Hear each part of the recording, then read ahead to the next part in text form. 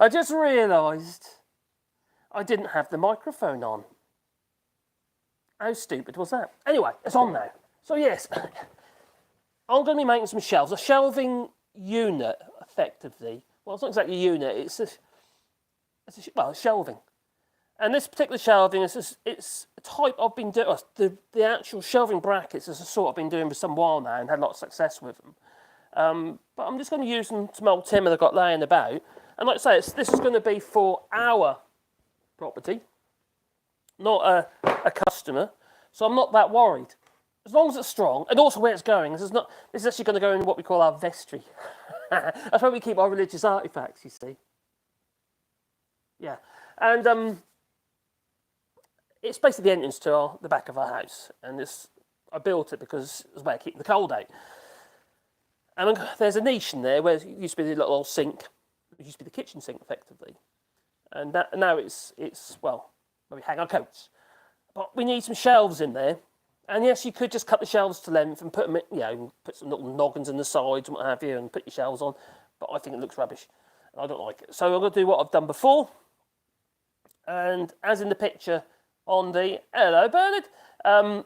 As in the picture on the video, it's pretty much the same design, because I've used that design that I developed for ages now, all through this house, because it works. And there's two ways I can do it. I can create individual brackets for then you just plonk the shelf on. But if you make it as a shelving unit, like they were in my office in the picture, you can do it as, the shelves become a part of the structure. And that's what I think I'm going to be doing here with this particular shelving unit. Now I've got some really rubbish timber that I'd never use for a customer. It's oak, but it's still pretty rubbish. Hence this bit's got a bit of a bend in it. It's a bit springy. Also it's got a bit of old wormhole and stuff like that, and also a bit of watermarks, and it's close to the edge of the actual timber as well. So it's near the way. It's got the sapwood in it basically, but it doesn't bother me, especially where it's going. It's going to do a job, and it'll be absolutely fine. See, even this bit's got a bit of a bend in it. If you see, look, state of that. By the time I get my big screws, I'll pull it to the wall. I will. It don't matter. Not for this job, and it's in my house, not for a customer. That's my excuse. Just don't tell the missus. So, I've also got these other pieces of timber here that I'm going to be using for these shelves. These two are is timber I would never use for a customer, because effectively that is a whopping great knot. Effectively, that's what that is. It's hard as old nails. You can probably see it. It's hard as old nails, and that effectively this originates there and it splays it. And this, you run it through the plane and you get sparks come off it. It's so hard. And we will be putting it through the plane, so let's see what happens. Probably explode on the end or something. But actually looking at it, has been through once already. I'm not going to plane down these shelves, because these are old shelves that we've had. One's in fairly good condition. This one's good because it's been cut from a log, and the pith runs right down the middle, effectively down the middle of the actual board. That's split on either side of the log, basically. And hence you've got splits in the middle. But we're not going to see that. It doesn't matter. And we're just going to be putting the rubbish on it, such, and also my helmets for our motorbikes. And I say motorbikes. I've got a motorbike. My missus has got a scooter. So it's sort of motorbikes. It's a motorbike and a scooter.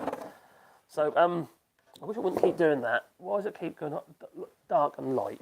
Maybe that makes it a bit better now. So it's very light. Do I look very light? A little bit bleached out. Maybe. I don't know what's going on with YouTube at the moment, but this is it looks very overexposed. But anyway, and I'm dark. What's going on here? It's bizarre. What I'm seeing is going dark and light all the while, every time I move. No? Okay. Anyway, I'm going to reposition the camera onto a tripod so you're a bit further away so you can see what's going on. And I'll try and talk through every stage of this. We're going to have to use the table saw, the thicknesser, and also my radial arm saw as well to do the basic cuts. And then some of the work we'll do with the hand planes, such as this one here. which is my triplane, and it's a number 7. It's a Stanley Bailey number 7. And this is one of the ones I refurbished years ago, and it's a brilliant tool, and it's heavy. It's not like the modern stuff. Unless you're going to spend about 400 quid on like a Lee Nielsen or something like that, I think even more than that. Hello Bernard, is your hat reflecting the light and the camera is adjusting? It looks like it's reflecting the light. That's a good point, actually. Have I got another hat? But what if I put another light on down here? Oh, I'm just going to plug this light in, and I'm just going to grab the tripod and move the camera onto the tripod so we're in a different position. So that hopefully will make a difference as well. Because obviously it's not a lot of good unless you can see the bench and all the mess. So there's plenty of mess that there is. So let's bring this over here. The other thing is I've actually installed some more lights, so that might have something to do with it. Above my bench, originally we had this, which is about 4,000 lumen, which was all right, but it wasn't a very good light, to be honest. And I've put 2 of these things in, and oh my giddy aunt, they're bright. They're 10,000 lumen each. So yeah, and I got one directly above the bench, so it's quite possible that is actually just reflecting off the top of my hat. You might have a point there, quite likely.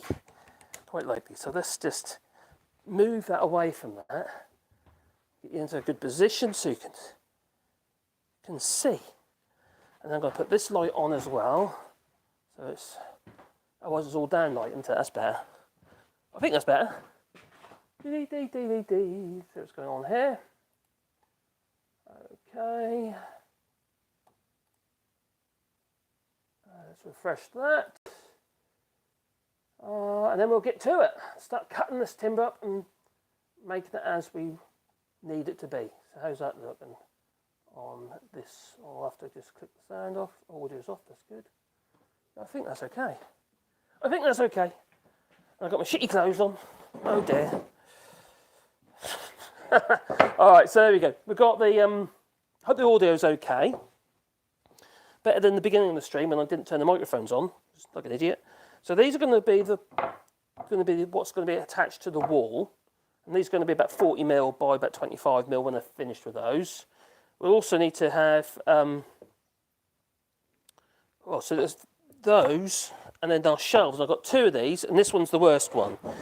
Now it's split down the middle, but once that's fixed into the shelf, it won't matter. Now I've got 2 options. There's 2 ways that I can do this system that I've can't say developed. This is shelves really. How I do it is, like in the picture, I would have a rail like this, but then I'd put a channel in to house the edge of the shelf, so that means the back edge is supported. Then a triangular brace. Or the other way I've done it in the past, I'd have another piece of timber, the same width as this piece, in the housing, so that's protected, and then the triangular piece, which I might actually do it that way. And then I might do it that way because the shelves are not in very good condition. Like this one's got a wobble split down the middle, but it won't matter. So what we'll do is we'll do it the other way, where I have a piece of timber that will be slotted into there like so, and a triangle, and then the shelves can then be screwed down to that piece of timber. So at the moment it all looks really rubbishy and horrible. We're going to make it look pretty though. I'm sure it's possible. I hope so.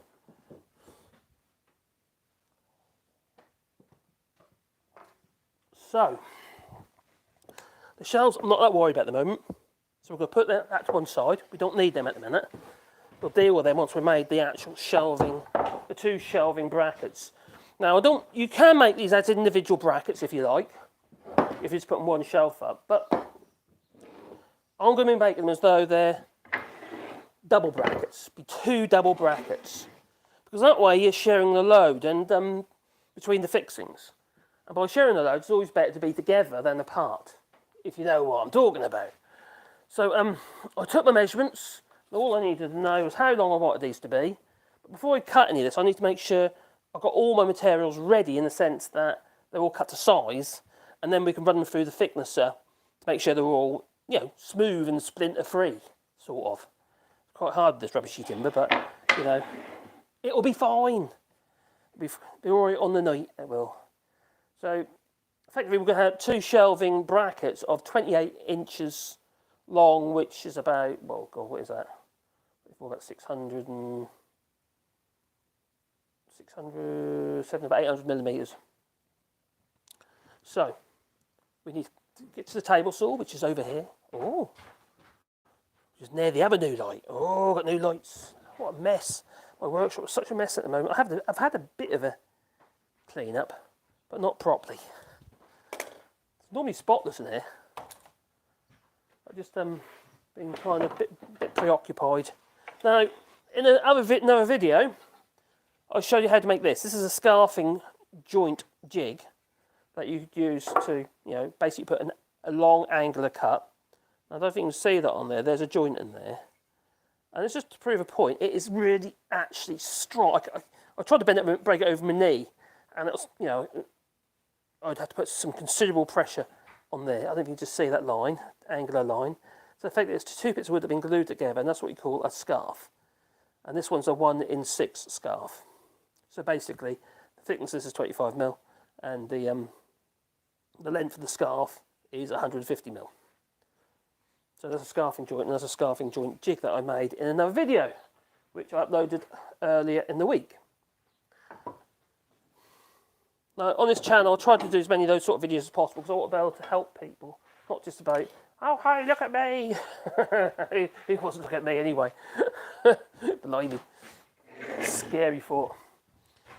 So I got my two rubbishy bits of wood. Now, this is not timber I would use for a customer, most definitely not.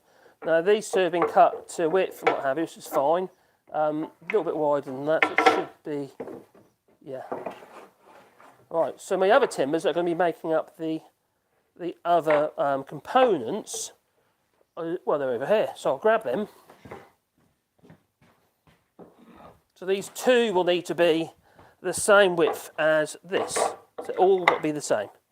So at the moment, looking at it, I might have to make everything a little bit thinner, because it's fractionally, or narrower, sorry. Now, yeah, maybe that way around in. That's better. Because nothing's square, you have to be, you've got to bear that in mind. If it's not square, you're going to have potentially problems. Always use a push stick, and also that blade is too high, that circular saw blade. So I'm going to bring it down a bit. A bit more than that. Various reasons why you don't want it too high. One is you'll get more kickback. Because effectively what can happen is, because at the moment, this blade at the back of the blade is going to try and push the wood backwards like so. We don't want that to happen either, really.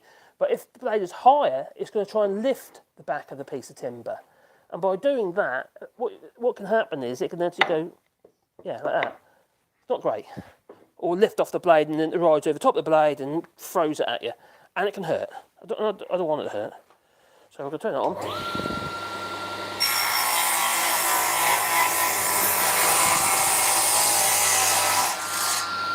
One.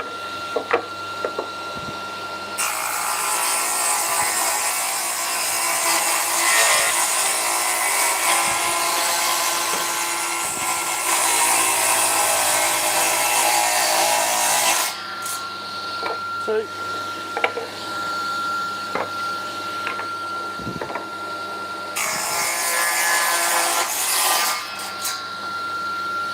Three. Now, because that's that width, I want to make sure everything else is that width now, so that one might as well go through there.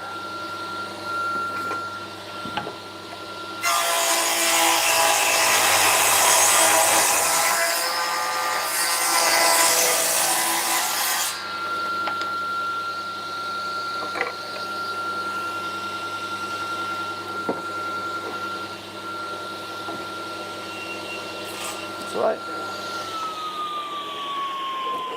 So everything's cut to width. Now we need to run them through the thicknesser, which happens to be over there. And this is a Multico MC1 12-inch thicknesser, and I've had it for a good many years. You know, I've brought it over with me. It's a great machine, it really is.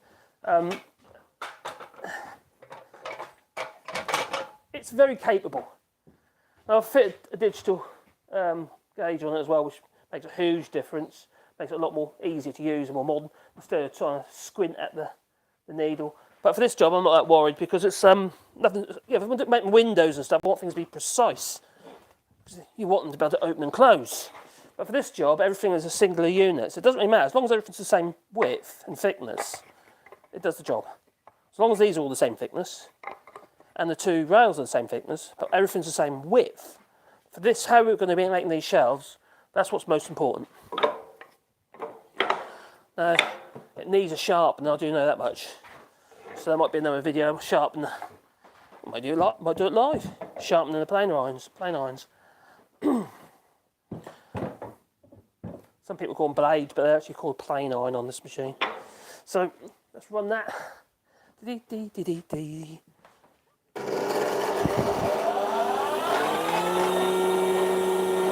So I don't think about the grain direction.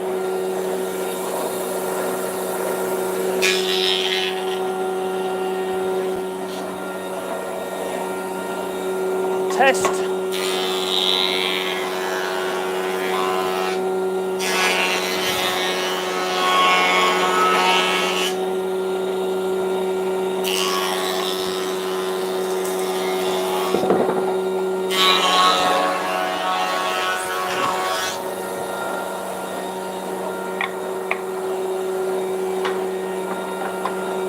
That's okay. Ugh, ugly. That's alright. That's alright, so now we can do the other side. Turn on the handle. Put the good side down.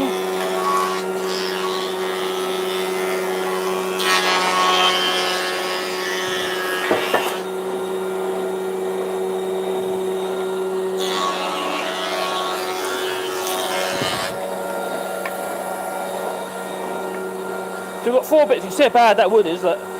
Full of knots. But it won't matter for this job, not at all. Adds character. That's my excuse. So I've just got to do these 2 here. Make sure these are okay.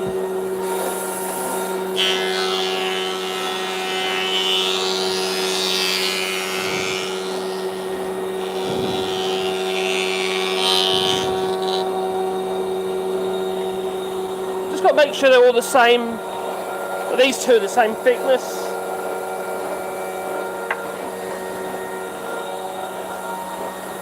Hello Gingers, and Tommy Gunn, and Rose Erickson.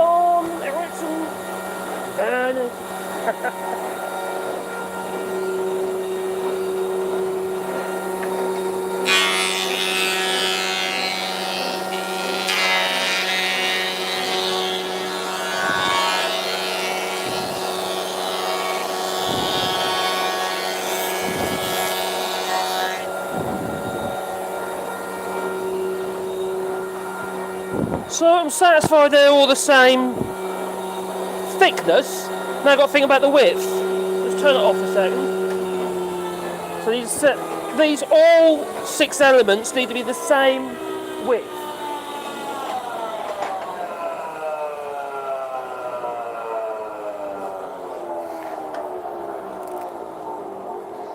It's about 40-45 mil, if I remember rightly. And look, what can happen when you're running something through the plane and you've got such big knots in here, you can get big lumps come out.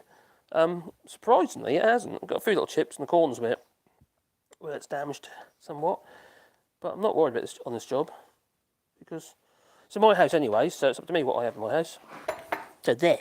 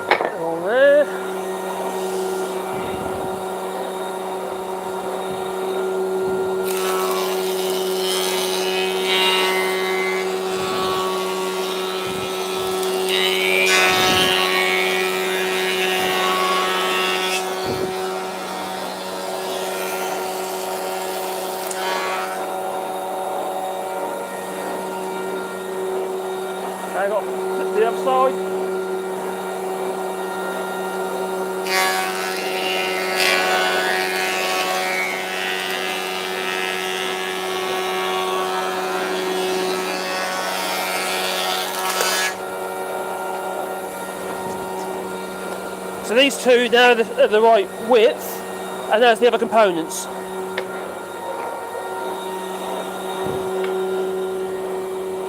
Plain side down.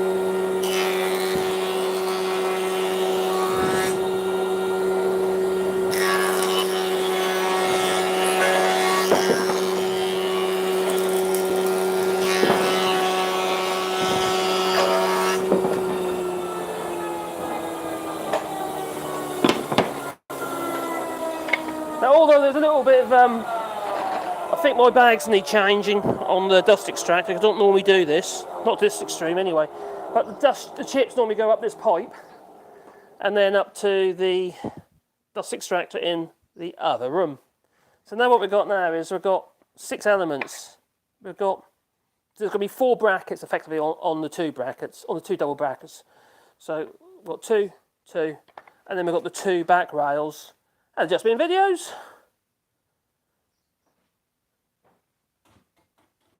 There you go. And then let's move that over here. Because the next stage now is we need to cut everything to length. You know, how big we want everything. But we'll mark it first, and then we'll take it over to the radial arm saw, then cut everything to length. Never thought about an extended shelf bin at the end of a planing to catch the pieces. That's something else for me to trip over. I did have a bin actually one time with wheels on the bottom and I just kick it about. So I could use that wherever I want in the workshop for all the offcuts. So yeah, I suppose it would be an idea. I don't mind bending, it's fine. Bend your knees, don't cross the streams, bend your knees, that's what you do. So we've got 6 elements. They're all a bit rough. But like I said, I'm not that worried. It will actually look really cool. The other part of this is we're going to be mixing materials a little bit as well, because the shelves are pine. I've actually had the timber for years. I had it in sallows. Those used to be old shelves in sallow, but they're really dried out for some reason here. And a bit rough. So we're going to reuse them. But the offcuts, because they're a bit longer than what they need to be, and the offcuts are what I'm going to use to make the supporting parts of the bracket itself. So it's going to be mixed material. So we're going to be using a bit of pine, but also with the oak. But I'm not worried. I'm just using what we've got. It's still going to look good. It better. I'll be in trouble otherwise. So the width of the shelves, I don't obviously want it to be regarding the width of the shelves and the width and the length of each bracket arm. I don't want to have them so they're obviously longer than the actual width of the shelf itself. So the shelves are over here. So these are the shelves, and they are 240 mils, about 9.5 inches.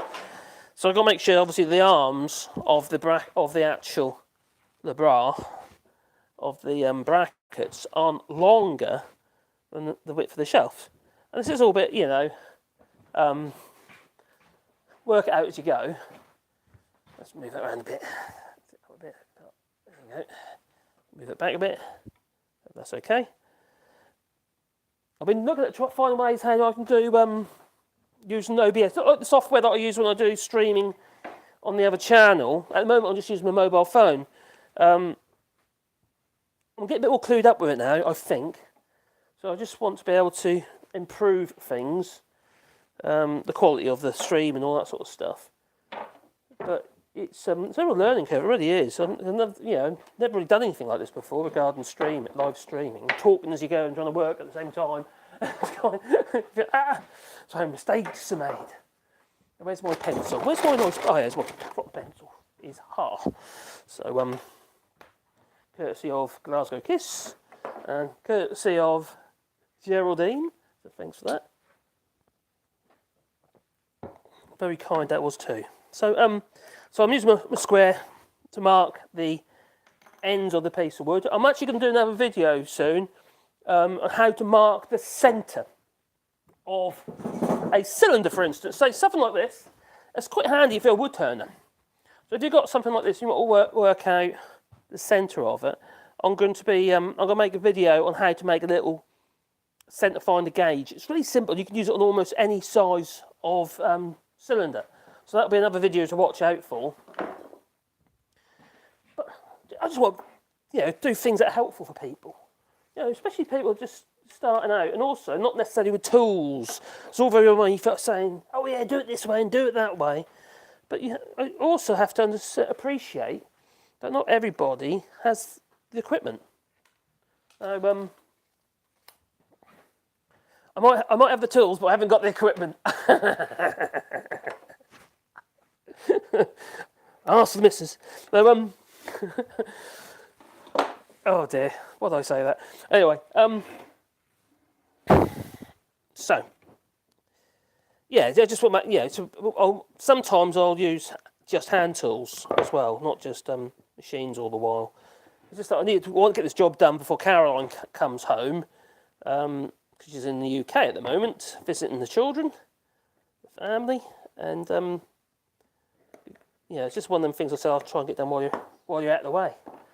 I just use them to square the ends off so they're all in the same place, like so. And then I've got to mark the length, what they need to be. We know the shelves are going to be 240mm away from this, because they're going to be independent from these until they're screwed on. Basically, these are going to be individual brackets mounted onto these rails, these back rails. Back rails become a part of the bracket, obviously. So I don't want these pieces being too long, because they'll be longer than the width of the shelf. It'll be ridiculous. Absolutely ridiculous it'll be. So I've got 240mm here. So what I'll do is I'll use the bench as a measure, as an idea. And I'll size them. So where do I want them to come? I want them to come about 25mm or an inch back from there. But then I've got to allow for the fact I'm going to be chopping these into the rail, which I'll show you in a moment. So I'll add another, well, if it's going to be 24 for that bit, then it'll be another inch back there, so it's 25. I want them to be a little bit longer because they're going to be going into that rail. So I want them to be 225mm. So I'll just make a note of that. So each of these would need to be 225mm. Obviously your situation might be different. These shelves are not of any particular, they're just what we had. And they happen to be about the right sort of size. I thought we'll use that. 225. So making sure that I haven't knocked my original line, which I did. It don't matter if they look fractionally different anyway, to be honest. You wouldn't notice, you wouldn't see that. So whenever I mark here, you've got to think about your cut side.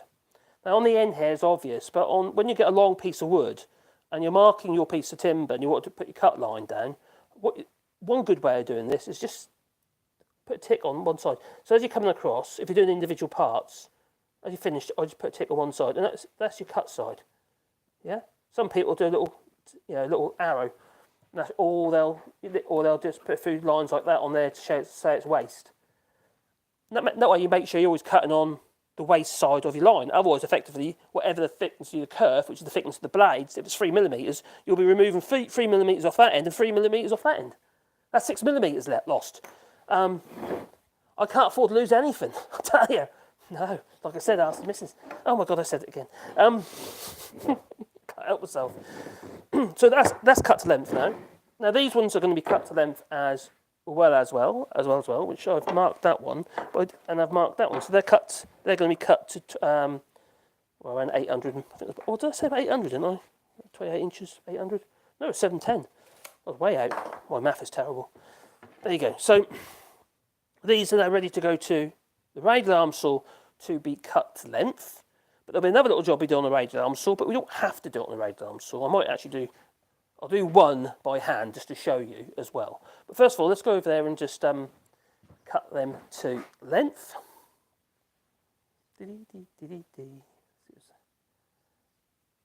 That's a relief, but be careful if you do not do too much too soon. It will keep giving you twinges. Twinges? Oh, just me in videos. I'm getting confused then. First time dealing with lower back. Yeah, I suffer with that. I found my best cure for that is actually exercise for me. It was because this lumbago pain, your muscular pain. So if I strengthen my back muscles up, I found that like doing squats, for instance. So you're doing all your hamstrings and what have you at the back here, and that really helped me. Because your hamstrings, they go different. Your hamstrings, your glutes. That's it, gluteus, whatever, gluteus maximus, and it's those muscles come right up into your back muscles. So yeah, so it's quite good to. If I strengthen them, I feel a lot better. Obviously, got to be careful because it depends on what's causing it. Oh, it overstretched your muscles. Didn't damage. Oh, it didn't damage my actual. Oh, that's good. Very good, obviously. My current back pain makes me consider everything with the least amount of back bending. Yeah, definitely. Bend your knees. Every time, you must bend your knees. God, about the amount of times I tell Caroline that. She's got this habit. She's a typical lady. She's she bends between her knees and that, and she's just like, her knees go out, and she just, yeah. And it's, yeah. And she's had back problems, so she jarred her back a while back in the when it was slippery outside the Mary, and yeah, ever since then she's had problems. Now I don't need this on there. I don't think I'll remove that. This is just my little extends the fence. I'll take that out of the way because it's going to get in the way. Now I could do these by creating a fence to stop, but I'm not going to worry. I've marked it instead. So I've got to make sure I cut on the right side here. I've got a bit of bring that light round a bit. I need to look at this because I'm actually causing shadows now. That light behind me is so bright, I'm creating shadows on the blade now. So I need to position a new light here, I think, to compensate. God, lighting, eh?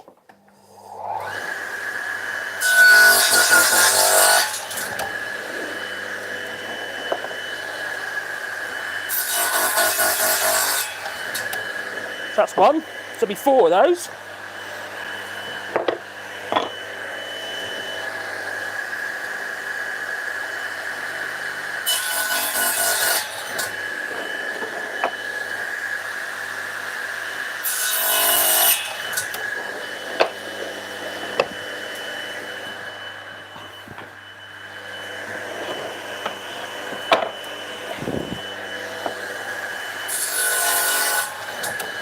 There's another little technique I can show you in a minute, actually, that I've been known to do. So you can actually cut all these pieces in one go, instead of doing them individually like I'm doing at the moment. What you can actually do is you put some blue tape, you know, the decorator's blue tape, the 3M stuff. You put that on each piece, on the edge, and a little bit of super glue, a bit of activate, and you super glue them all together. And then you can cut them all as one piece. So if you need accuracy, it works really well. And then all you do is just knock them apart, and you know, the tape comes off. It works really well.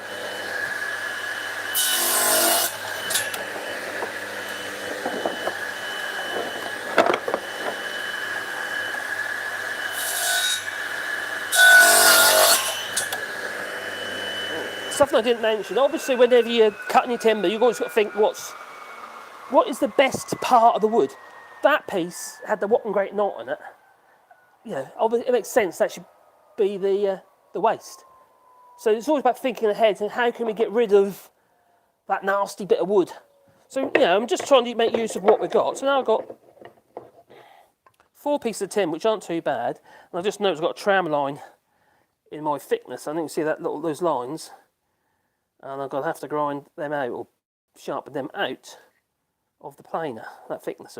So what's happened is it's hit something hard. Now I have had issues where shrapnel and other bits of metal have been in the timber, literally in the wood. Basically the tree's grown around it. Lead's obviously not a problem. It doesn't matter if it's a, you know, whether there's been some sort of fight in the woods or even maybe the shafts, what have you, because they use real bullets here, not just shotguns. And yeah, lead's not a problem, it's soft. But that clearly is, obviously, you know. There's various other things I want to do here. At the ends of these pieces of wood, oh, I just forgot something. Let's just cut that quickly. Bring your bagos back over here. I forgot the long pieces. And also, I forgot about the angles I'm going to put on the ends, just for aesthetics, just so they look a bit nicer. So bring it back over here. So I'll do that as well while I'm thinking about it. So if you're using that technique I was saying before, by using the glue and the tape, so basically you then do a cut in one hit. I don't generally do that on here.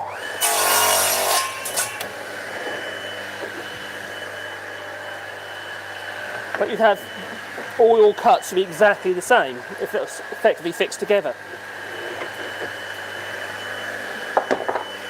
there's quite a few little tricks you can do with painter's tape. I might do a video about that, actually it's quite a good video idea. Must be about 15 different tips you can use tape for in woodworking. Okay. So the next trick is going to be, well, I want there to be an angle on the end. There's 45s on the end, just neaten it up. It's kind of the look that I normally do, and this is, to do 45s on this machine, I don't use, you can move this into 45, 22.5 or what have you, this particular machine, and this is the DeWalt radial arm saw. Basically the arm is on a track. Yeah, the saw's on a track. You know, great little machine, and I do use it all the time. A lot of people find them scary because they can be. There's many a finger being lost to one of these. Yes, they can grab, so you've got to be careful. But once you know how to use them, they're brilliant. So this is my 45 jig that I use. So quite a few when I'm using beading and stuff like that. Then I'll finish up with this trimmer. And the thing about doing it this way, I can always make sure that this is 100% at 90 degrees to the fence, which is the back part here. The problem is every time you move something backwards and forwards from 45 to 90, 45 to 90, 20, the problem with that is you'll make it wear. And the slightest amount of wear when you've got this length means there's an accumulative error. So it's very hard to keep a machine like this perfectly true. So I thought to myself, well, I'm not going to do that anymore. So I set it up in here instead and made the bench to suit. But now I just use jigs. If I want a 22.5, I'm doing a hexagon or whatever. Yeah, I'll just use jigs because it works. And I'm happy at that. I like my jigs. I like jigs. Oh, everyone's got to have a jig. So I'm making sure. See the bend in that, you say, but I'll make sure the bend goes to the wall. I don't want these two struggling to get to the wall. So I'm going to do it this way so I can actually have the hollow in the middle. Because like I say, I'm using rubbish timber. It's not stuff I use on a customer. So I just offer it up about halfway. That's good enough. That'll do me. I'm happy at that. So I'm creating that on the end of each piece. Got to make sure you do it the right way round. That'd be silly. Just neatens it up. We'll take the router and clean up all the edges and that as well. I'll do exactly the same on both pieces. See, this has got a lot of sapwood in there, and that's the bit of wood that'd be underneath the bark.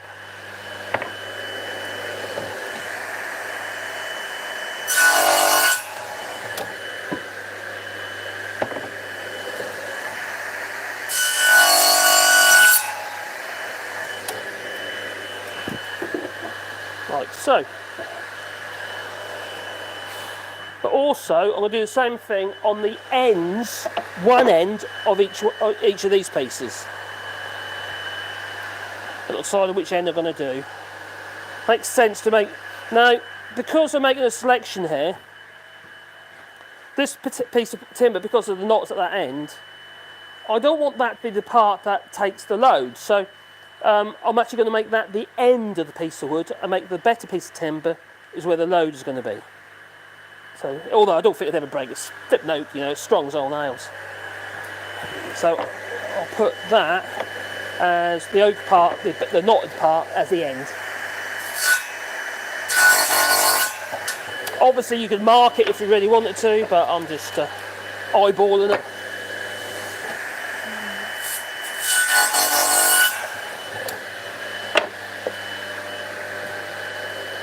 Then the knot's at that end, so that can be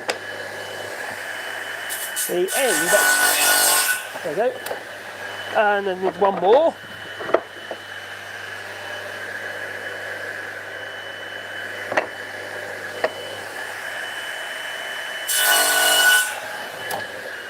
Alright, so we have all now, these are all parts of the bracket assembly, and these are part of the bracket assembly as well, but we have the triangular parts to make as well. But first of all, we're going to create the housings that allows these to be slotted into there. Yes, you could just put a screw in or a dowel or something like that to fix them on, but I prefer it to have a housing. For one thing, it's neater and there's the right thing, and there's the right way of doing it. That's what I think. If you don't like it, you can lump it. Yes. So, let's bring you back over here. And some of this we're going to be doing with some hand tools, and the rest I'll do on the regular arm saw again, actually, to create the housings. Don't know what I do all with it by hand. Time though, innit? You've got to think about the time. Time's important. Yeah, another dimension. Did you see what you're saying? Weird. Apparently the worst of it is between the shoulder blades. Oh, right. I get pain to my muscles quite a bit anyway, because I have suffer with fibromyalgia, which is like, well, fibro being muscles, myalgia being pain in Latin. And it's, yeah, it hurts sometimes. So I have to take steroids sometimes when I get a bout of it. Which isn't great, but hey-ho. Now, I'm going to think to myself, where this is going to be mounted, because the wood's not great, I've got to think, well, how do you not see the bad bits? I've got to think, so what's going to be the top and what's going to be the side? Now, this side here, which shows all that horrible sapwood. Now, I know if I have looking at my shelf and that was the top of the shelf, and that was to the left, well, that actually is the corner of the space, the room. So you wouldn't see it. You're not going to see the sapwood. So it makes sense that for them to be my left-hand side. So what I'll do is I'll mark it on the back, saying with an arrow pointing that's to the outside, but also that is to the top. It's just, in your mind, mentally, you think, oh, okay, that's correct. So I'll place that one there. Now I know this one, which is a better piece of timber, but still has a bit of a rough edge there. And I think what I'm going to do with that one, I'm going to put it that way round, because it's in a like a little niche. The niche is a certain size, you're not going to be able to see it. So, well, no, you're not going to see that. So I'm going to do the same with that. I'm going to put an arrow, that's the worst face, pointing to the outside like so, but also to the top. So that way I know that's got to go that way round. I'm not putting it on the face, because it's just something I've got to clean off. Now, the best thing to use to clean pencil marks off with, which I said in the previous video, is some alcohol. Biophenol or barbecue lighter fluid. That works just as well. And if you want to get rid of pencil marks, it works really, really well. Don't try and drink it, though. It's not that kind of alcohol. They put some nasty stuff in it, and it tastes disgusting. I know, because I tried.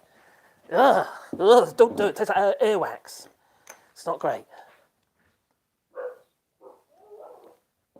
I suppose you could distill the alcohol out of the alcohol, and that should leave the foul taste behind. I wonder if that'll work. That's desperate. Okay, so then we've got to make these brackets. Now, the sensible thing to do is to put these two pieces of timber together, which are your back rails, because you want your positioning for these pieces to be a mirror image. Otherwise, you could have one shelf up there like that, and the other one down there like that, and it looks stupid, like me. So you have to also bear in mind your distance between your shelves and how you want them to be. Now, I want it to be able to fit a helmet on it, a motorbike helmet. So it makes perfect sense if I just go and grab my helmet. So bear with me. 2 seconds.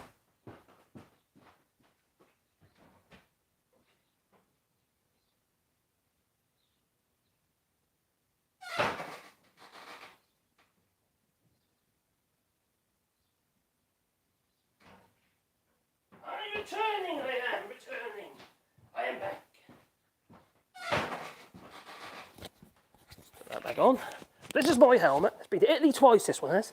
So I've got to make sure whatever distance between these shells, if this helmet was in a down position, because it generally would be, even though it's quite hard to do when you aren't wearing it.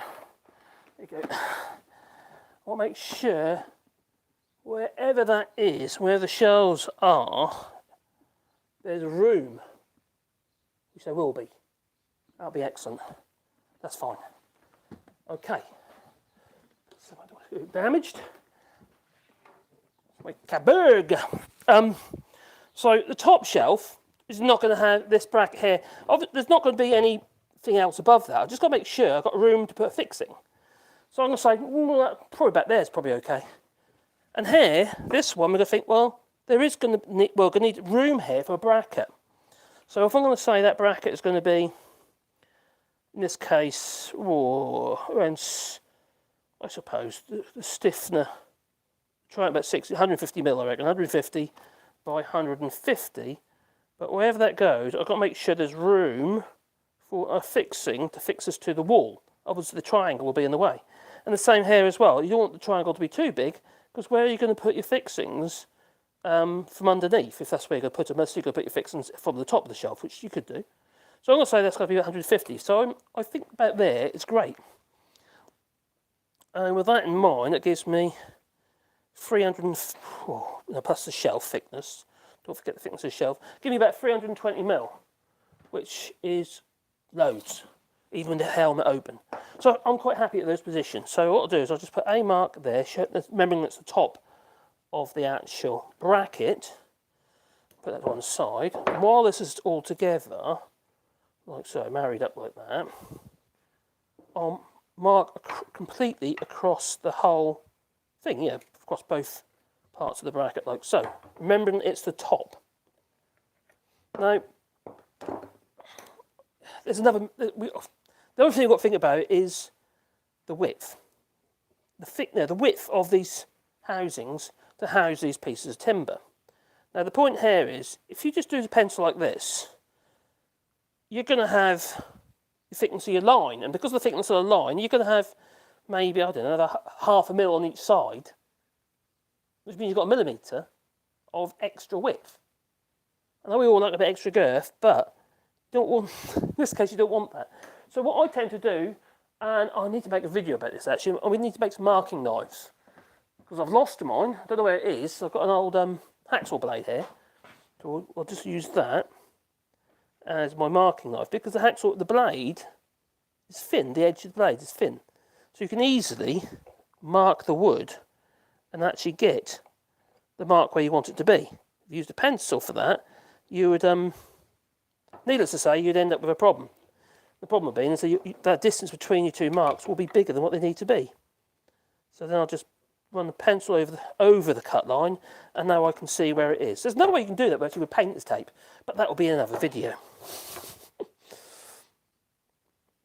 Now this is where it's quite good actually to use the painter's tape idea, you glue these two pieces of wood together and then do it all on the radial arm saw to cut these channels, and then they'll be identical. But because I want to show you doing it by hand as well, I don't want to do that, because you wouldn't do that if you're doing it by hand.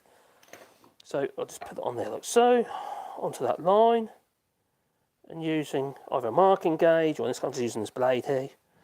You can use a Stanley knife if you like. I don't know where my marking gauge has gone. I've got a nice triangular one, which is really, really good. I don't know what's gone on there. Has that moved? Must have done, because that's in the wrong place. How did that move that far? I don't know, I'm losing the plot here. So a line on there like so. And then we'll just make it a little bit darker so I can see it. Like so. And we'll do that on each end. When you're cutting these things, it's best to cut them slightly smaller, because you can always tweak them. If you cut them too big, well then, needless to say, you're stuffed. So we'll put that on the line. This time I'll make sure it is on the line. If they end up being a little bit loose, don't matter too much, because we will be fixing them as well. They won't be relying purely on the joint.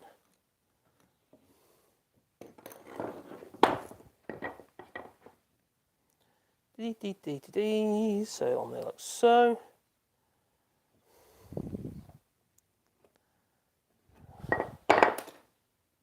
Did it again. How can that? Oh, you idiot! I know what I did. What a prat! I had it laying flat instead of on its edge. I bet you noticed as well, didn't you? I was being an idiot. See, I was just demonstrating silly mistakes that we can make, you see. By making them. Right, so that's waste, waste, waste, and waste. But also we need to mark the depth. Now if I was using the radial arm saw, I wouldn't worry. All I'd do is say, okay, then I want it in about 10mm, 8mm into the wood. You know, so about 3/8 into the timber itself, my housings. And I'll just set the saw to suit. I wouldn't need to mark the depth. I'll just do multiple cuts. I'll show you in a minute. But if I'm going to do it by hand, I need to mark it all the way around. So what we use for that is a marking gauge. And there's various sorts you can get. And I'm just going to use, I've got a mortise one here, I'll use that. Well, I've got that one, which is a mortise marking gauge. It has 2 pins, not one. It's got 3 actually, one on the other side as well, which I'm going to use the one on the other side. Or you can get, like this old one here, as a singular pin. There's lots of different sorts. And all I'm going to do is set that to however deep I want it to be. And I'm not going to measure it. There's no need. I know roughly how deep I want it to be. If it's going to be 10mm or whatever, I think that's about right. That'll do. That looks about 10mm. And then I'll just, using the marking gauge, you don't do it vertical like so. No, you do it from an edge like that, and then you bring it down and you mark backwards. So you look where you've got to be, about there. So as I mark it, I'll just bring the point down, so you can see. There you go. And I'll mark it down like so, and then if you score the wood like that. Don't try and go back, but if you go back, you lift it up. And that way you'll create a little mark onto your piece of wood that you want to cut. And then get your pencil mark and just make it a bit darker to make it easier to see. And do that on both sides. On both ends. So this is the old-fashioned way of doing it. Well, consider I do like to use hand tools whenever I can. You know, I suppose it's quite nice to do it that way occasionally. So you create these marks, a bit long, but I'll do the same on that one. I'll tell you what, we'll cut this one by hand, and we'll do this one on the radial arm saw, so I won't worry about marking that one, so I won't need to. So, now I've marked that, I'll just use the pencil and hold it like a dart. Look where my lines are, let light catch them so they look darker, and then just run the pencil down so I can see where they are. And do the same on that end.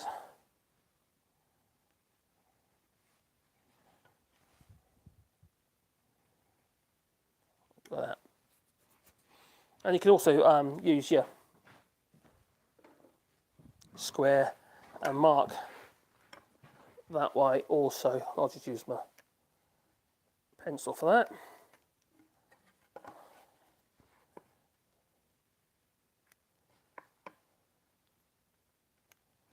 So,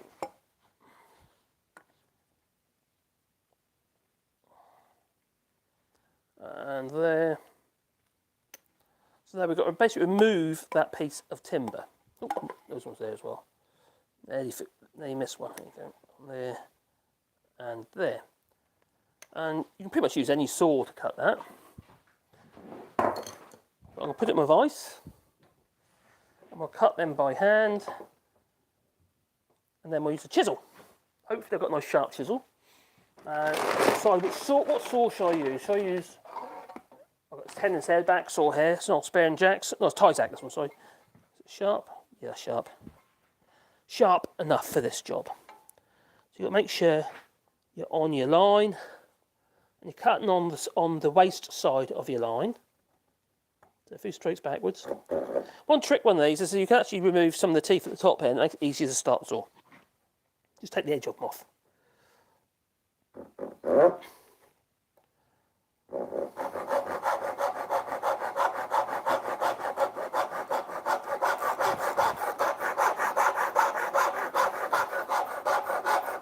So I'll come down to the line on the back, and then I check the front, make sure I'm not going over the line there, that's fine.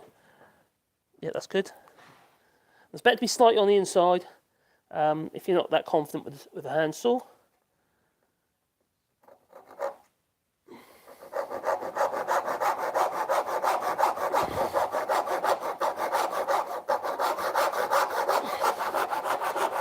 Back here.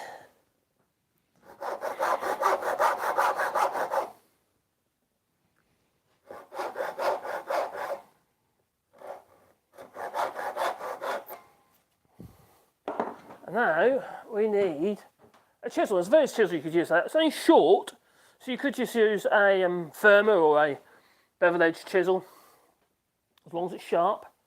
Got a reasonably sharp one here. Or if it's longer, you use a paring chisel, such as this Dymic one here.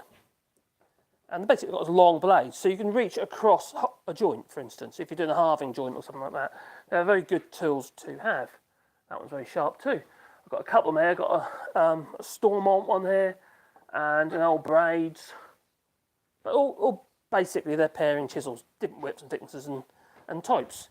This one has a very thin blade, which is quite useful. But the Dymic one here has got quite a thick blade. Henry Taylor in it, yeah. Nice tools, really nice tools. But yeah, I had a little while, but these ones are quite old. A lot of these tools I've actually got on eBay and places like that, as collected over the years. But we don't need anything like that for this job because it's only narrow. So I'll just grab a mallet. I think that's an overkill. I'm just going to use my forehammer actually. Little forehammer. And we'll just gently, just above the line, and then I'm going to tap that out. Make sure that the vise is tight, which is not.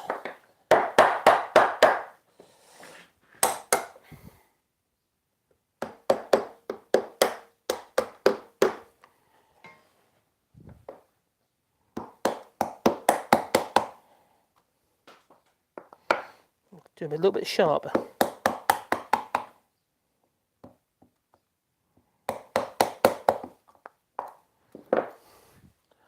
Bring it a bit closer, I suppose. So I'll put you back onto the other tripod so you can get a bit closer to what we're actually doing. So let's bring it down here. So I'm just paring that out of there. The wood itself's got loads of fine splits in because it's a really rubbishy piece of timber. This is actually quite sharp, so it should really be a problem. So I'll just grab a faux diamond sharpener there and some Windoline. I normally do this on the oil stones, but this is fast.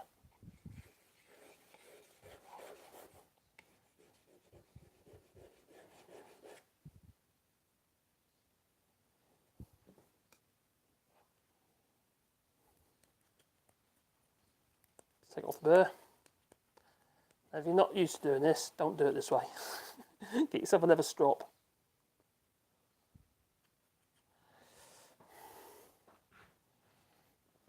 They come from both sides. Don't just go from one side and hope it'll go all the way through. You're more likely to break out the timber.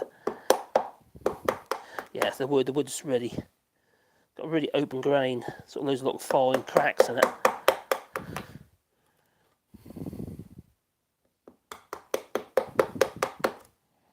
So when you're tapping your chisel, don't go whack, whack, whack. Like, oh, I'll get through in one go. Just little short pulses. So you're stopping just past the handle. You're not trying to go whack. Just bit by bit. A little bit more this side. So you take it from both sides.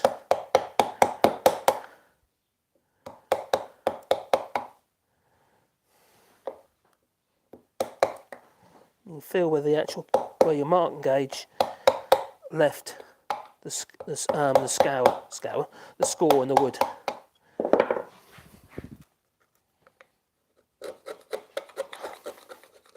Now just very, very carefully pare it, like so. But before I get carried away though and do any more, I want to make sure that will fit into it. At the moment, it's too tight, so I can see I've actually cut too far. This side too far in on the line. In fact, there was two lines, so I'm going to just use the chisel and just tap that down. But probably do that out of the vise because all I do is knock it down the vise. So I'll do it on the table. Could use a hold down. So I'll show you what I mean by that. I have these record hold downs, which I've had for donkey's years. I have, and they're brilliant.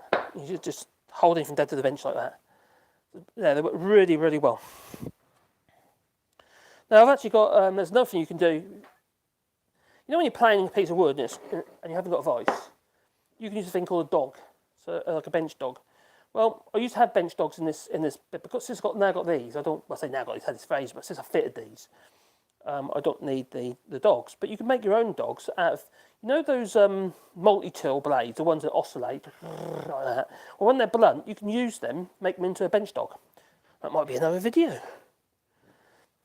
They work really well. See what I'm doing? Just paring that back, using short pulses with the mallet. In this case, I'm using a 4-hammer.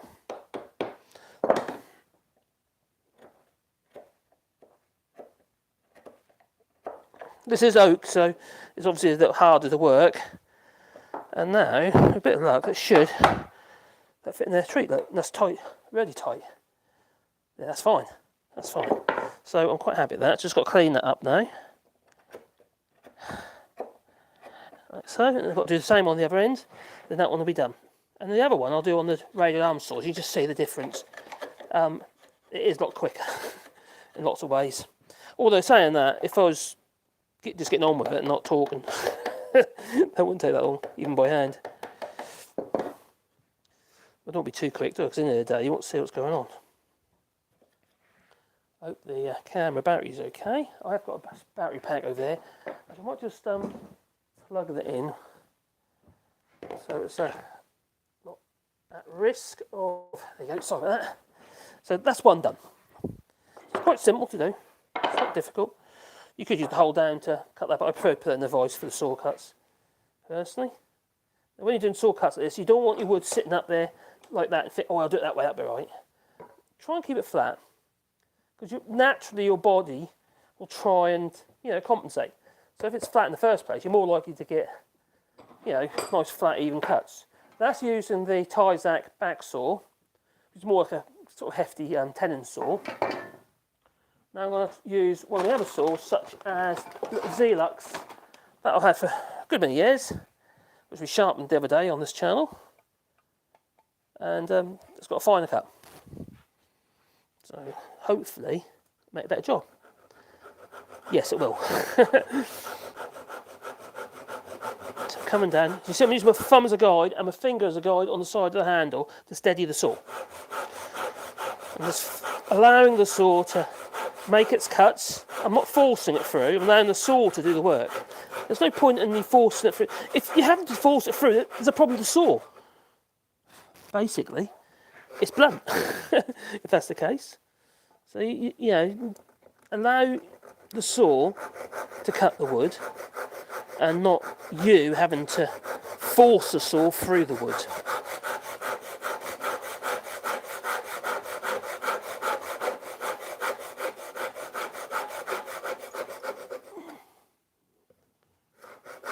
And there's other things you can do to make life a little bit easier. You can put a bit of wax on here, but don't do that if you rely on glues, because you might leave residue in the saw cut and then you might have a problem, as in the glue won't stick.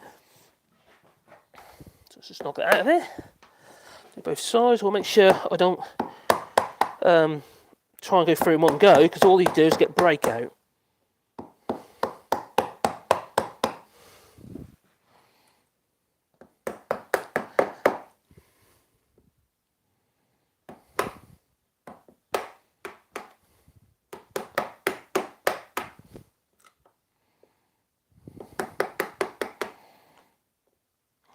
These old chisels. This is an old this is a Robert Sorby, this one is. This old chisel. Yunk's old, and it's called a firmer chisel. They're most modern chisels are bevel edge chisels. There's something people need to know a little bit about bevel edge chisels, and that there's no two bevel edge chisels the same. Makers seem to have different ideas what a bevel edge chisel should be. The whole point of a bevel edge chisel is to make it, well, universal. So it's not just to do one particular job. You can use it to do a multitude of jobs. Now I just went right across, and I've actually got a little bit of breakout now. I'm not worried. Now the bevel edge chisel, the bevel's there to allow some clearance. I'll show you a bevel edge chisel. I'll also show you the difference between two bevel edge chisels. Now, a good example and a bad example. This is a good example of a bevel edge chisel. Now this is a Stanley 5002 model. It's quite old. I've had it for a very long time. That's probably, I think it was used when I got it, and it's a 32mm. But if you look on here, on the bevels, they go down to a very thin edge here. You know, it's only about a millimetre at the end. Where that's good is if you want to do a dovetail joint. A dovetail joint is like a dovetail, you know. And you want to trim around the cheeks, a dovetail. If that's too square, you'll just bruise your dovetails. Whereas with this one, you can quite easily do it. It'll be perfect. But if you look at this bevel edge chisel, you compare that to that one, and this is narrow. This is only an inch, 25mm. And then look at this one, which is 32mm. That is how it should be. That is not. That's not much more. That's actually, to be fair, that's more like a firmer, like this chisel, which has square edges. As a bevel edge chisel, that's pointless. It's like an okay chisel. It works fine, but not for what it's supposed to be used for.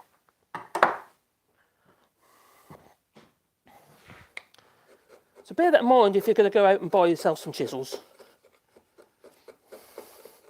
And also, don't always think, oh, I need to buy new.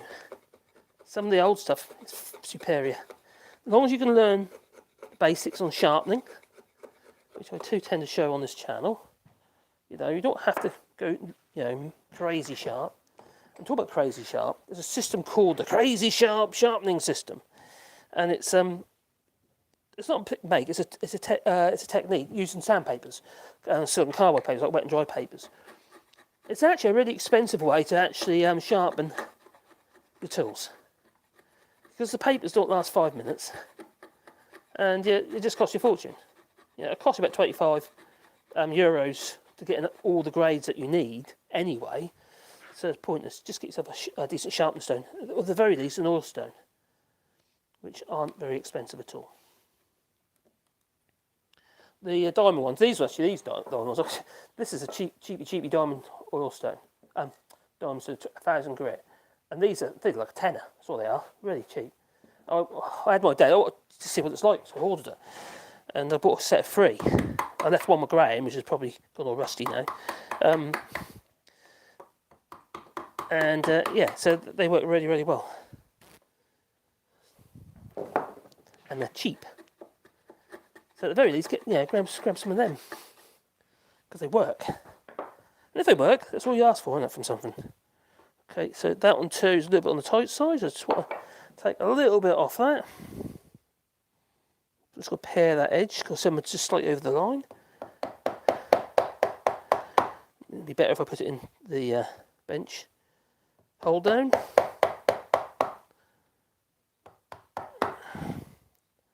Might not take too much off.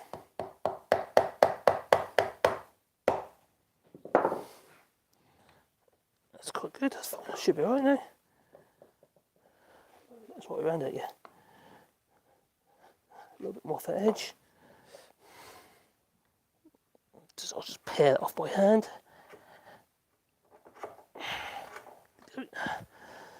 And then we can, yes. So there you go, nice and tight.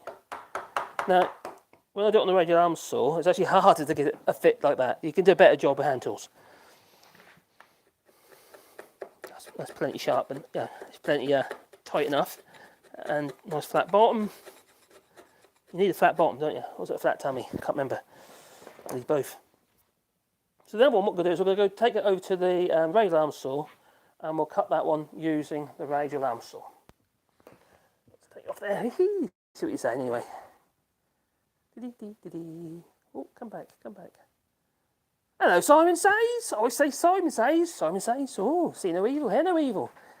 And oh, hello there. And oh, hang on, let's go up a bit. What have I missed?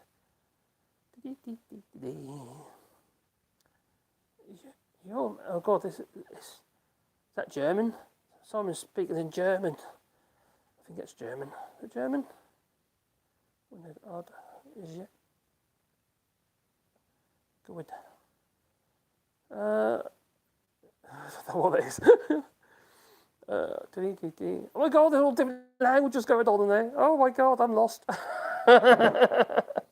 Languages were not my forte at school, I'll tell you. Crikey, I really struggled with them, and I still do. Not for lack of trying, I'll tell you.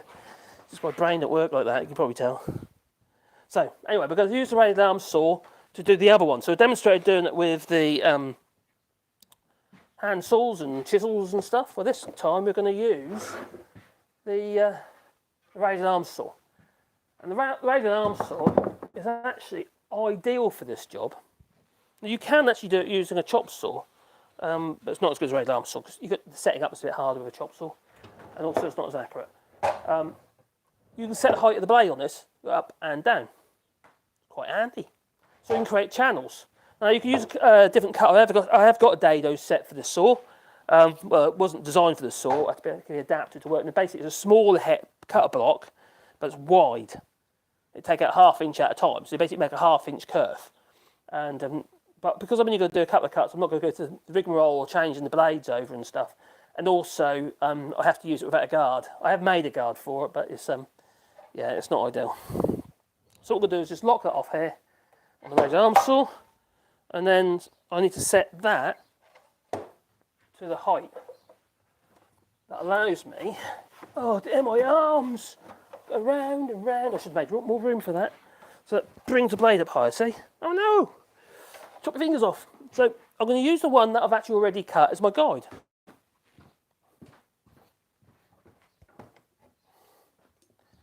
Okay, so I'll grab that. So the thing I want to double check is to make sure I haven't accidentally put them on the wrong side of the line. I want to make sure that they're still in exactly the same position on both pieces. So I'll just put them up next to each other and double check my marks in the same place to where the existing little slots are, which they are. So I'm quite happy with that. So I can put that to one side, not worry about that one. But I need that to set this. So what I'm going to do, I've got to be a little bit careful. I'll use that end because that end is a bit of wood's bent. Yeah, that one's on the ground, that's good. At the moment, it is too high. So I can bring it down a little bit. Why have I got a cable in the way? Why is that cable there? Bring that down onto the wood. Yeah, that's it, that's there. So that is set to, so it should provide the same channel, the same housing as I got on this one. If it's fractionally different, it doesn't really matter. So unlock the RAS, the radial arm saw.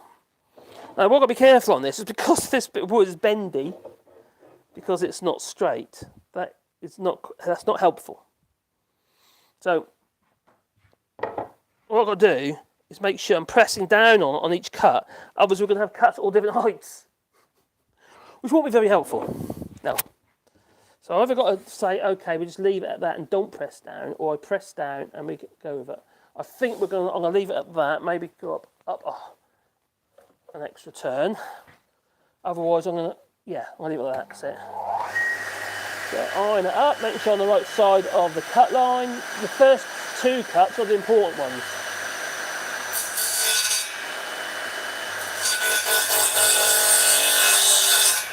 It looks about right. Well, I mean the first 2 cuts, I mean the outside cuts, to make sure it's in the right position.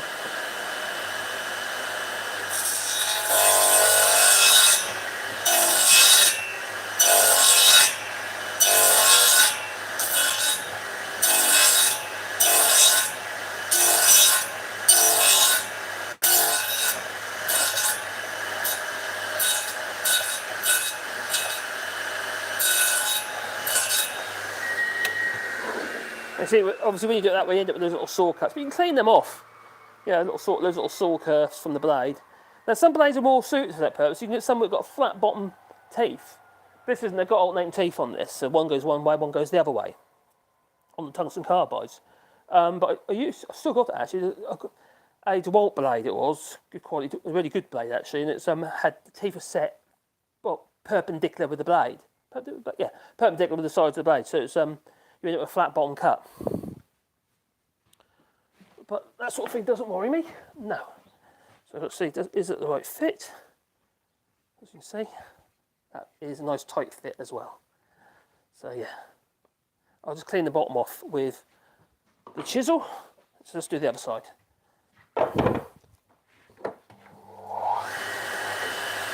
Now what I tend to do is, because to grip your wood, a bit of water helps. So I nip my fingers. That allows me to grip the wood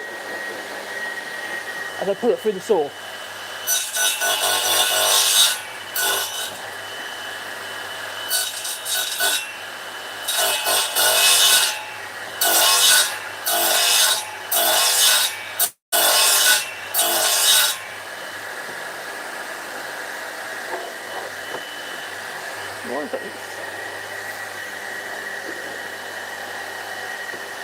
Up there. I'm tweaking the ball.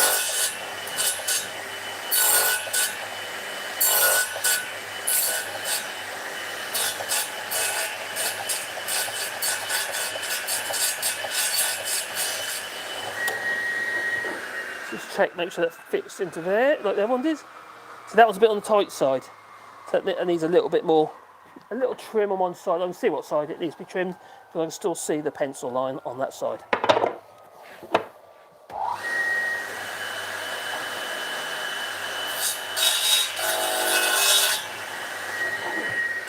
Probably on the loose side now, I think. No, that's good. Spot on. Yeah. So obviously that'll be flush. You getting the idea? So that provides the strength. But then when you get your triangular bracket in there, that really strengthens the bracket up. That's simple. I know I'm making it look a bit long-winded, but it's not really. I'll bring you back over here now. Now we're back onto the bench. This is why I want multiple cameras and stuff, but obviously I don't have enough space. This channel's too small, and so I invest in that. One day. There's a guy called Steve. He does a channel called Woodworking Masterclass, and he only streams live. He's got a load of videos on his channel, but he mainly just streams live. And he's a lovely guy. He's an Aussie guy, and he's got so much energy. It's fun. He's fun to watch.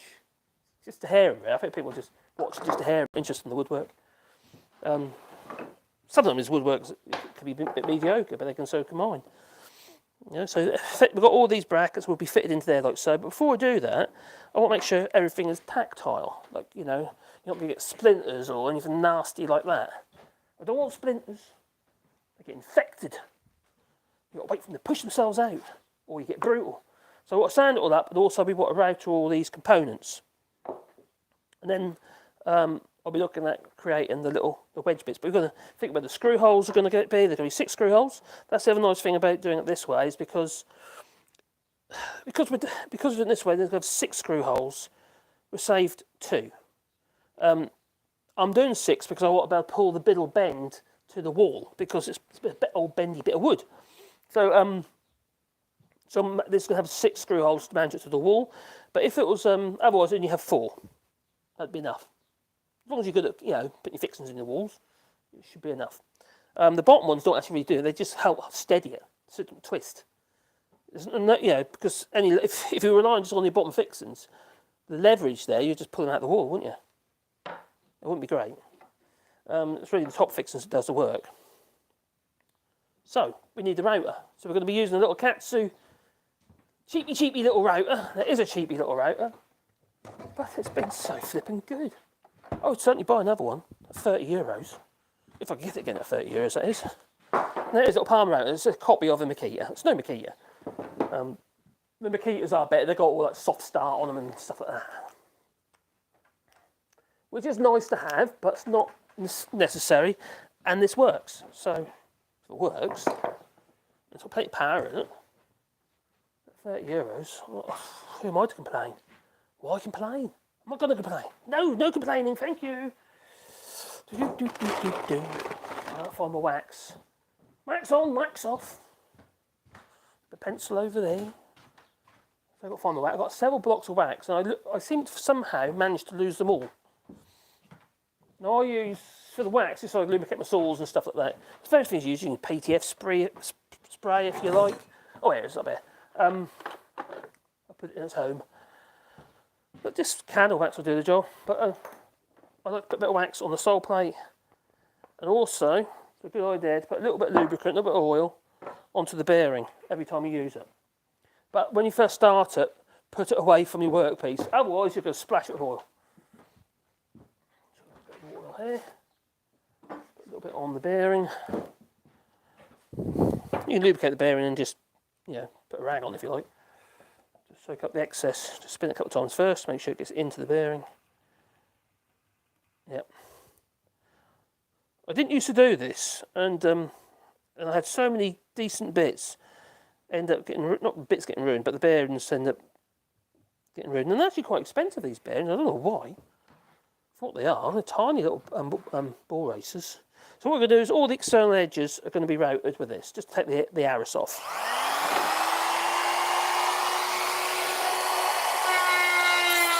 Tell you what I'll do. I'm just going to move the microphone over there so it's not so noisy.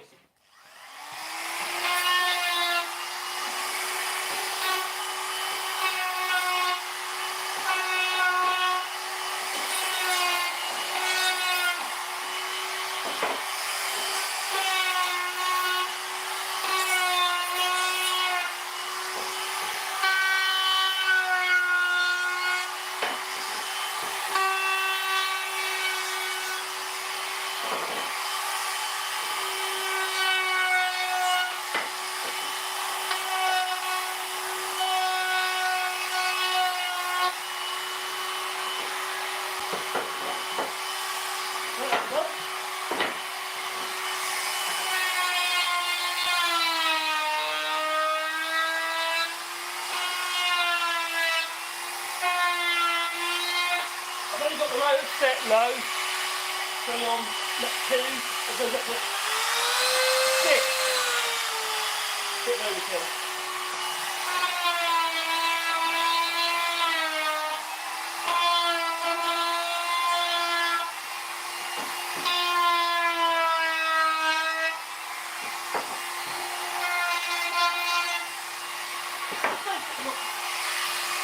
This makes it all look nicer.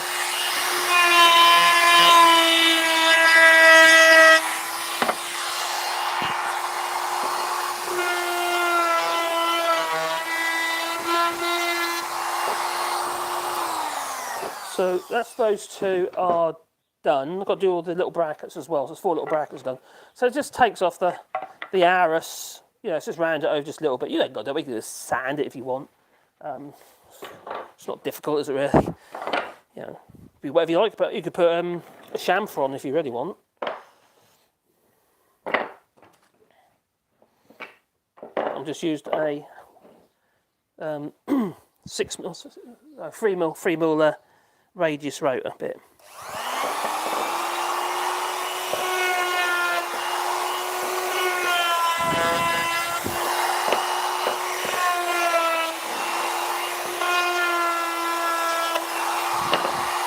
Obviously be careful if you're doing it like this. It's a good idea, actually. I chuck it on the floor earlier because, there you go, a mat. Now this was a square originally. I've got 2 like this, I cut it in half. I've got 600 by 600, 2 foot by 2 foot. And all this is the sand deadening stuff you can put underneath your washing machine. It works a treat, it really does. It just grips your workpiece. You use a bit of old carpet if you like.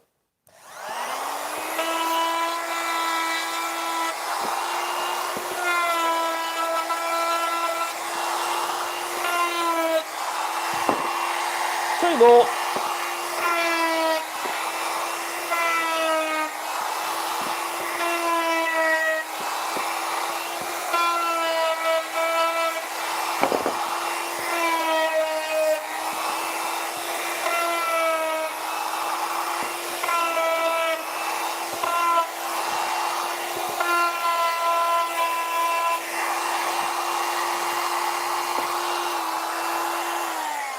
Okay, so there you go. We've got 1, 2, 3, 4 of those. So now we just want to give them a good old sanding before we put it together. Otherwise, you can have all like hard bits to get to. So a good idea to do that before we get a bit carried away. So there's the sand. I'm using a little DA sand. This is a Chinese copy. I think it cost about €20. This all was, but it's been quite good. I had a few problems when I first got it, but I got over that. there was a problem in their valve, so I had to, there's a bit of wire holding together in a minute. That one weren't so good, but this one, the bigger one, that one's been a lot better. There's a poor Varan, and that also was about 20-30 quid. It wasn't cheap. That's a 6-inch version, and that was a much better machine.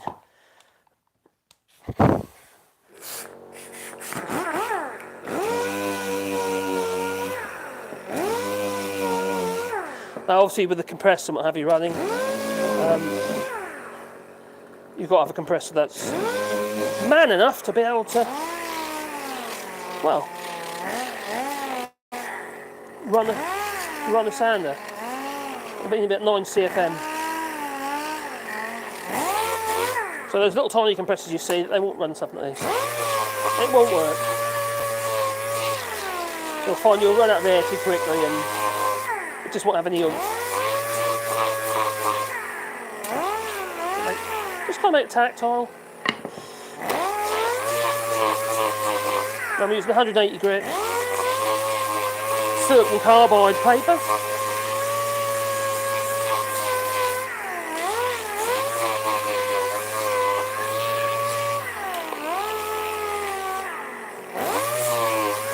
Now, I would like to be using the proper Merca sander, but they're really expensive. About 300. I can't afford that.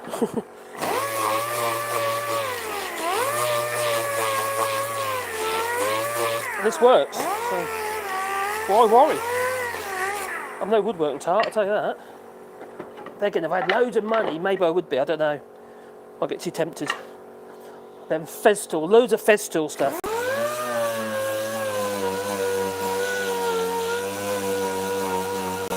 Talking about Festool, sand, there's one sand I would like to be able to buy, and that'd be a road. It's a 6-inch, same size as that, but it's a 6-inch Rotax. And the beauty about that is it has really good dust extraction. €600 though for a sander.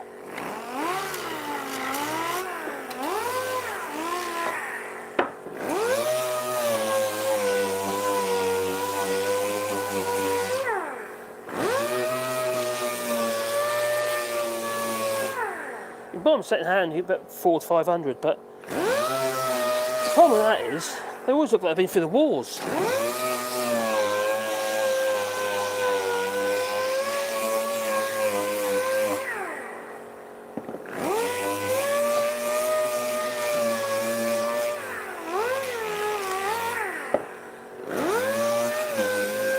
Now these sounds are quite good though because they're quite controllable.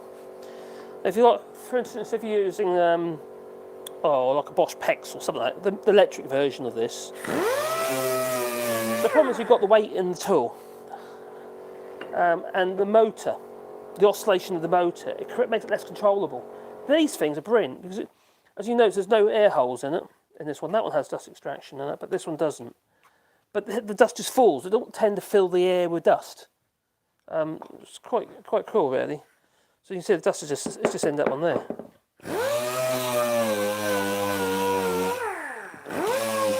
You're obviously going to get some in the air, obviously.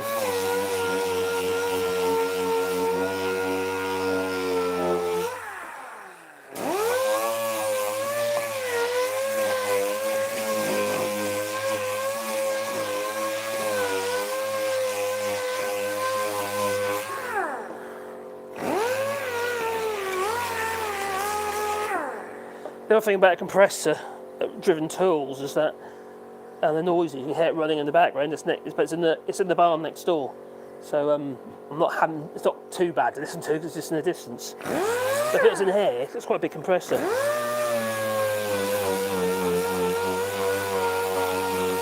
It would be a bit noisy.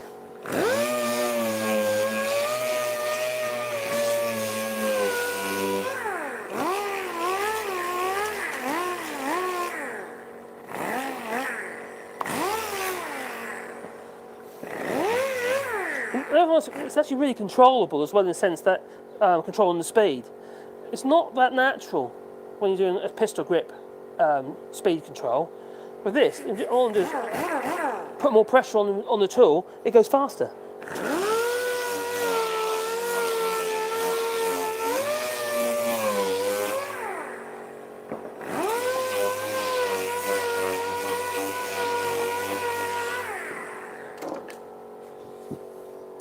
Okay, so we've got the two there, like so. And now what I need to do is to drill some holes.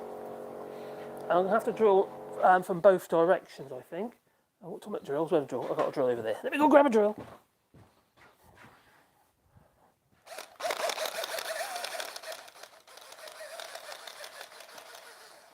Come back! Oh, I got it. Thank God for that. Phew. Now you got away. So I put a clearance holes in first. Certain size drill bits you sort of use quite a lot. And because of that, they're the ones you never got enough of. Then you got other drill bits that you get in sets and stuff, you never use them. So you never get a collection of them. Now that's a bit blunt. I'm going to sharpen the drill bit. I'll show you how I do that.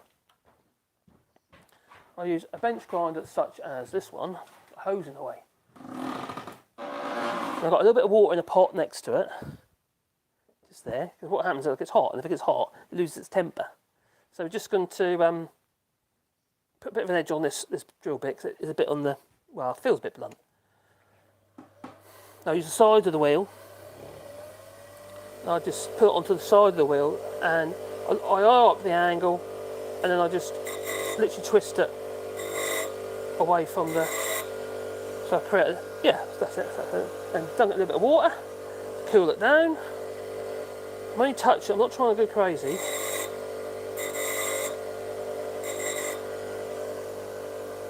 That's better. Done. Better than buy another drill bit. Might be why my drill bits are all old, because I keep sharpening them, and then they last forever. That is a plan. I think it's a good plan. Anyway, we've got 13 people watching. Who we got here? What is the time anyway? It's 10 to 4. Is that right time? I don't know if it is. 10 to 4. Oh, I better plug the battery in. It's getting a bit on the low side. So hopefully that don't pull out. There you go. Is the battery on charge? Just have it. Oh, it's not. No, it is now. That's good.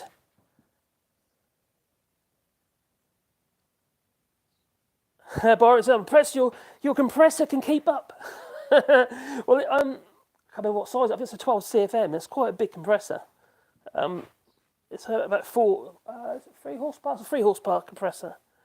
I need to do that to a bunch of my drill bits. Yeah, it's quite easy to do. It's more of the small ones obviously are harder because you know the eyesight. I tell you what is quite good if you've got deteriorating eyesight. It's quite actually to get some ready specs that are well a little bit stronger than you need. Just use magnifying glasses. You know, I've been times I've actually put them on top of my actual the other glasses, my work ones, the other work ones it is. But if they're different, pop a lens out and just use one eye. I know that. That's what my father used to do. If your eyes are different. Yeah, it's a bit of a skill. It takes a little time to get the practice, but you're not just trying to get it flat on the side. What you do is you twist the drill bit. If you look at drill bits, they haven't got flats. They're round. They've got a round grind. Otherwise, what happens is because the shape of the drill bit, the back edge it'll hit the back edge before the sharp edge. If it makes any sense. So you need to grind that away. So just touch it just gently, especially with small bits. Obviously, you'll ruin them. You have to start afresh, basically. I wear a second set on a headband when I solder. Oh, right, okay, that's a good idea. Yeah, I've got several sets that are like 3.5 times and stuff like that. I use just when I do really close stuff, especially when I'm sharpening my saws. Hand plane too, but the route will be more consistent. Yeah, of course you use hand plane. You could just use hand plane, take the arrows off if you want, or a bit of sandpaper or whatever you want to use. Yeah, you might not want it to be rounded. You might want it to be a bit more natural looking. So you take a bit more off from one area than another, so all more tactile. You know, but I've got the rabbit there, I just whisked around it. I'm not that worried because where it's going to go. You can tell the materials that I'm using are not top grade materials. It's just crap offcuts from other people's jobs. So no, I can't put that in your work. I'll have it.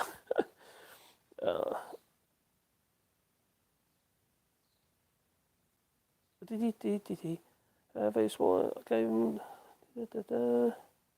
Hello, Dillons. Super strong. It will be super strong. That's the thing about this shelving idea that I came up with. I'm sure somebody else has probably done exactly the same thing. I'm not going to try and claim that, I'm the first with it. It's actually a really simple design, but works really well. And you can either do it this way, like what we're doing here, and then obviously have the triangular bracket. You could just have a leg with 45 degrees cut on that, but I just tend to have a triangle offcut. Or you can have this like so with the triangle, or you can actually just have the shelf go into that slot and then the triangle. That's the other way of doing it. But I'm not doing it like that on this case because the shelves are a bit rubbish in the materials. They're not very good. But where it's going and what it's going to be used for, I'm not that worried. There's a downside better than those horrible bent metal things that you can get, garage shelving, isn't it? That will look a lot nicer. And as you can see, it's really coming together. Everything seems to be fitting together quite nicely. That one's on the tight side, but that's still going in. I just have a bit of jiggery pokery. So you can, you get the idea. Come back, you! Oh, show me up, you are. Yeah, so you get the idea. So that's effectively what you end up with, but with the corner brace, the gussets that are going to go in there. So anyway, we've got to drill some holes. So that's what we're going to do first, drill some holes. We could use the pillar drill, but we're not. I'll just use the battery drill.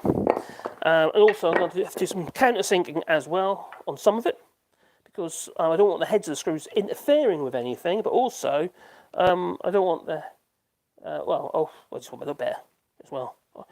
The thing about when I see people, they whack screws in, and they bruise all the timber around the head of the screw, because they're squeezing it in, no clearance holes, no countersinks. You haven't got a flat surface on the shape of the screw to take the load.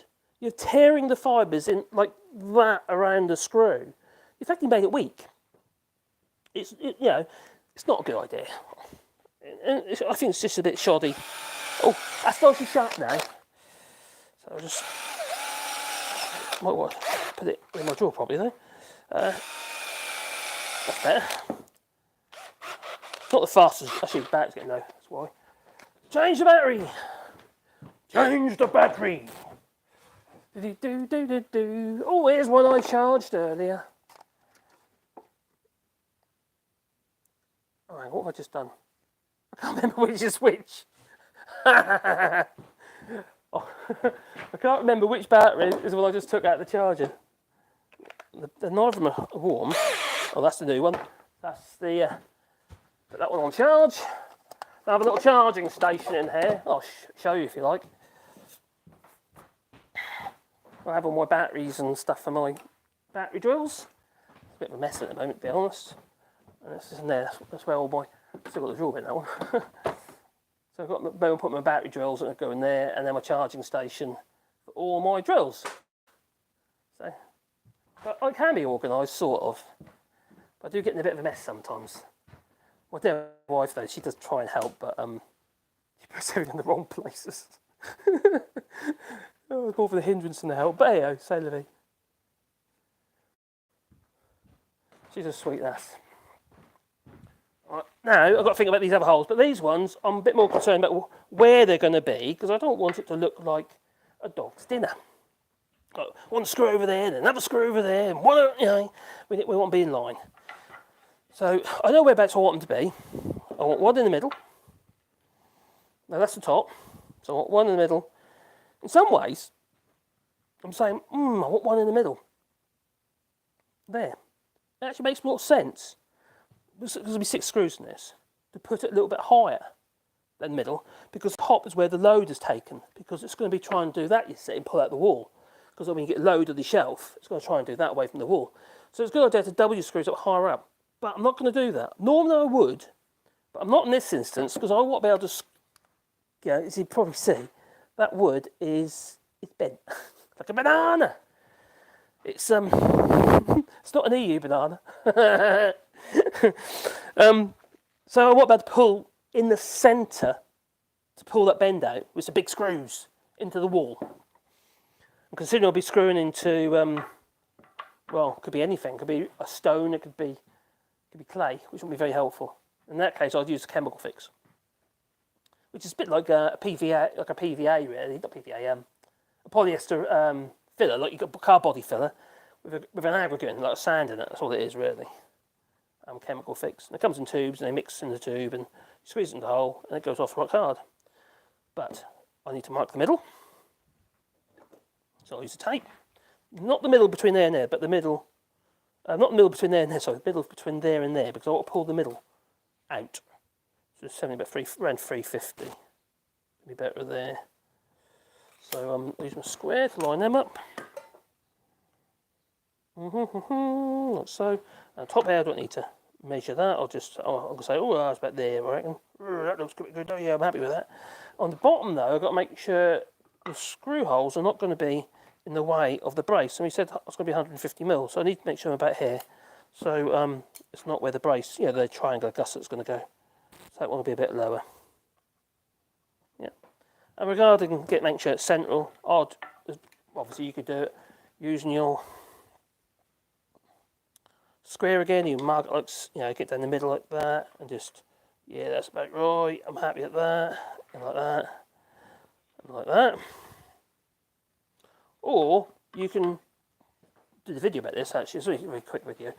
Where hold it like throwing a dart, and literally using your fingers on the side of your piece of wood, you offer up the cast back middle like that, but you lock your fingers, and every single one will be in the same position like that. So quick, it's there, it's done. I'm starting to really get the hang of these mechanical pencils now. I don't want to do all my old ones, no wooden pencils. So now I've got 6 holes ready to be, to drill. And I have a bit of coffee, because the mouth's getting dry.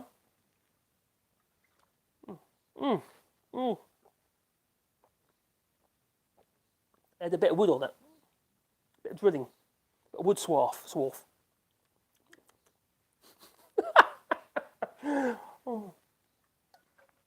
Oh, that'll digest, I'm sure. It's oak, it's not a pine. So I'm just going to drill those holes, work drilling the bench. Don't push like crazy.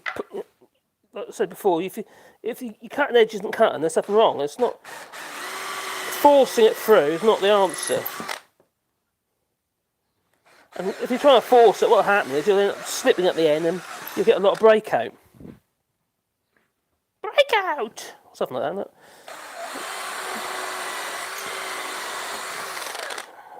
That. Bit of rave next. So now what I've got to do now is do the countersinking. And I have one. Oh, is this somebody at the door? Let's have a look. Oh look, surprise, surprise, there's no one there. My dogs are crazy. Right, airline again. Get off there, you. So it's just like I've always got this set up, so it's just always as it is, and it's just it's set with a clearance pilot hole, sorry, and the.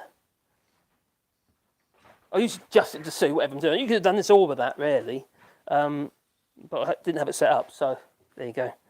So I'm just going to use that to do my countersink. That's 1, 2, 3. Oh, there's a cleaner countersink you can use. It's this. One of these. These are quite good. These are Wolf ones, and they're quite good. I had these a long while now, but they create quite clean countersinks. Some of the countersinks, like the engineering ones, which have lots of little veins on them, they tend to be they jump. They create a bit of a nasty in wood, a bit of a nasty countersink. I'll show you on the hole. Show you the difference. So that is with the Wolf countersink, which you see is more uniform, and that one was with the other countersink, which isn't sharp at the moment, to be fair, which is a bit gnarly, isn't it? only have 5 of these cutters anyway, so they're cheap chips, these countersinks. Do you know what? When they're going to design a chuck, where your bits don't fall out. And also on the back here, these ones I did on the back need to be countersinks. I don't want the screws poking out. I just want the screws to be way below the surface. So,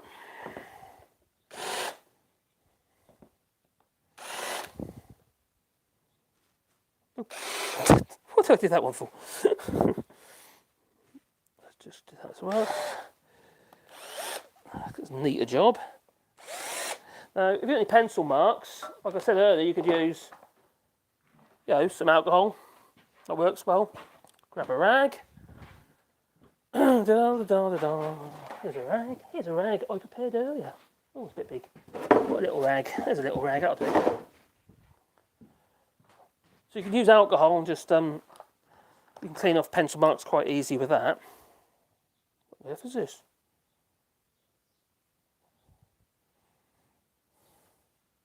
Oh, it's a flannel. Been relegated to my workshop. A bit manky.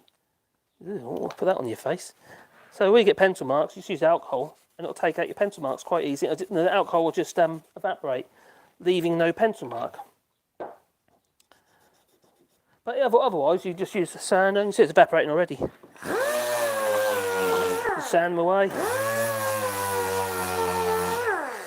If it matters, if you're going to paint it, well then it doesn't matter, does it? Just leave them.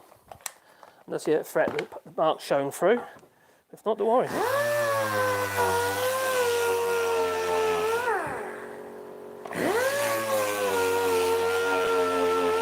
There you go.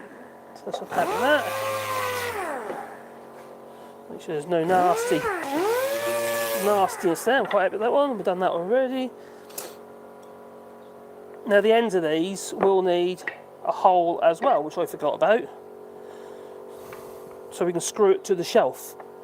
I don't really want to put loads of holes in the tops of the shelves if I can help it. I'm not going to plug these or anything else. You'll see the screw holes. You could plug them if you want to, the wooden plugs, but I'm not going to. So wooden plugs. Basically, I cut them on the. So pop them out with a screwdriver, or you can cut them with a bandsaw, and just take them out and basically cut them on. The actual plugs themselves are cut on the pillar drill with a special bit, plug cut and bit. And in this case, they're 10mm, so you just make sure you've got a 10mm countersink, and then you can pop all your little bin plugs in to hide them. But this, I'm not worried. So, just want to make sure they're all in a similar place. So let's put a line across the end. You're not going to really notice this, to be honest. I'm just being a bit pedantic. Chance prefers a prepared mind. That's what they say, isn't it? Then you get Brexit. Whoops, did I say it? I did. It's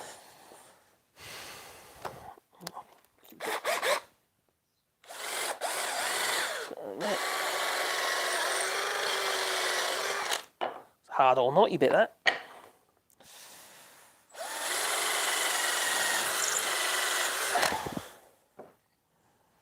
I haven't marked the centre, so I'm just eyeballing it.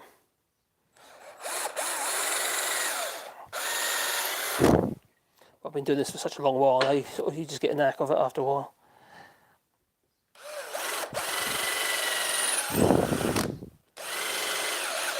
Now these are just offcuts, like for instance where I've cut the weighing edge off the edge of a board for doors or stuff like that, and these are just little offcuts and stuff, so I get very little waste in this place, so I make something out of it. Even if it's things for like phone holders and stuff like that, like stormtroopers.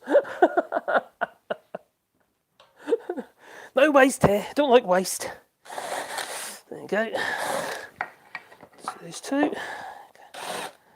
There you go. That one a bit deeper. And that one a bit deeper. There you go. Sorted. Put that countersink out of the way for the moment. And now with some screws. Bring out the screws.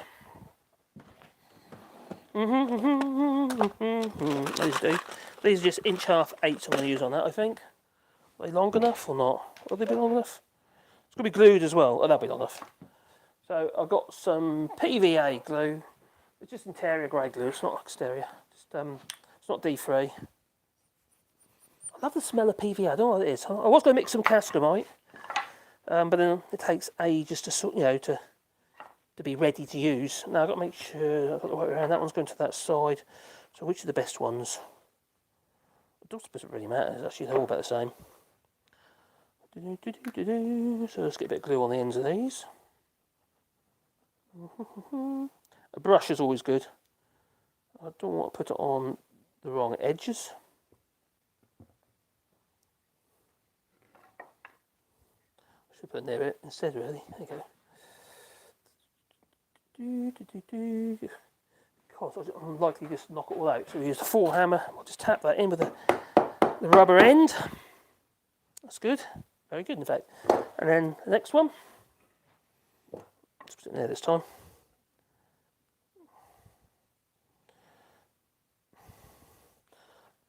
I use, like I say, I normally use Cascamite. It's a powdered resin wood glue. It's very good stuff. And I've been using it for donkeys years. I always use it when I'm making doors and windows and stuff because it's the best glue to use for that job, in my opinion. Instead of using PVA all the time. But I have to admit, when you live stream, there isn't time. Because when you're mixing it, you have to, ideally, there needs to be left for a little while to allow it to absorb the moisture, especially this is my latest batch. Isn't as good as the old stuff I had. Just make some screws into that. So I need a screwdriver bit. Where the hell have I put that? Does this ever happen to you? You put something down and you can't remember where you put it. It happens to me all the time. Probably on the floor, isn't it? I've got another one here I can use, I'll do. I'm just going to whack a couple of screws in the back here on each one.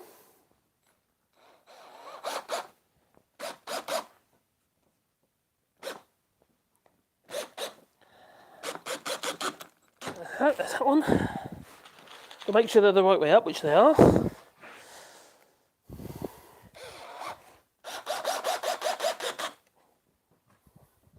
That'll be the glue that hold it together, not the screws. So far so good. On the sides, let's do that one. So I'm being a good boy, I am doing shelves. So hopefully their wife will come home, she'll think, oh, that's good, thank you. And she gets all lovey-dovey then. Probably not. She probably won't notice. That's what usually happens. It's quite annoying when you've physically got to point stuff out that you've been doing.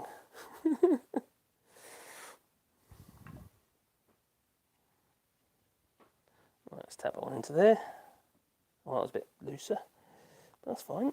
I say it's loose, isn't that loose? But it's looser. Put that one.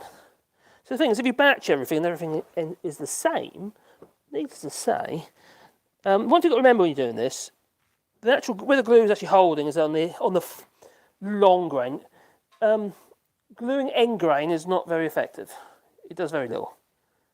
End grain does not glue very well at all. Hence that little bit of wood I showed you earlier when I was I did a previous video, which is on this channel, or the last video I put on actually, where I did a splice, which is literally a scarf joint. So I should have got like two splices together. That's a scarf joint. I showed it a minute ago as well. But as you can see, the scarf joint, you've got more long grain instead of just end grain. And that makes it strong, really strong. It's a great way of extending a length of timber. There's other ways of doing it. The point of that video was and to make it easier to make it do that on a table saw or a bandsaw.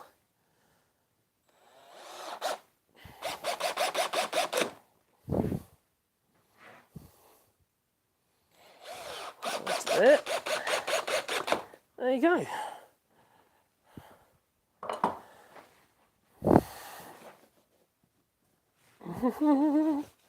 So that's the first stage of the bracket. And I've been an idiot!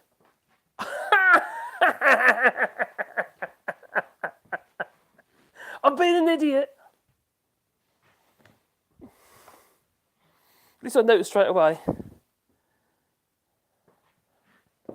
Can you see the difference between these two? Maybe. If you can, leave it in the comments. That one's correct.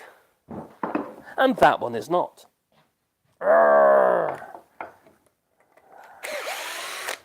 So, I think it's tight. The other way, Marcus. The other way. What a fool.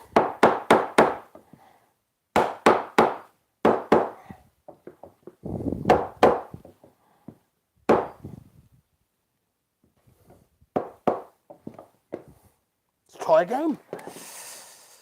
Oh dear. Some mothers do have them.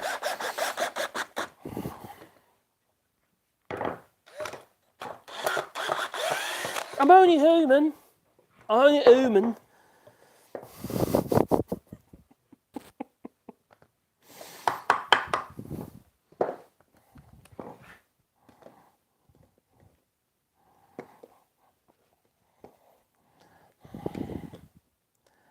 In you go.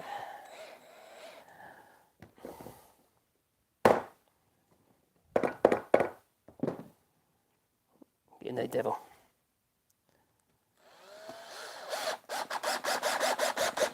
There you go, done.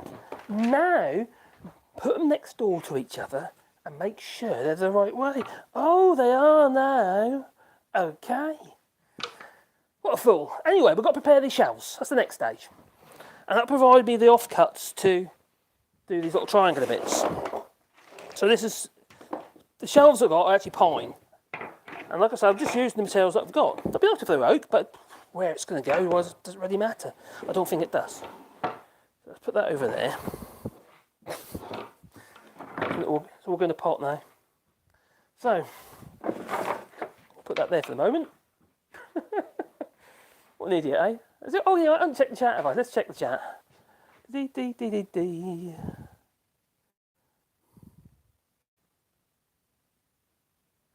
Yeah, I know, Bernard, I was an idiot.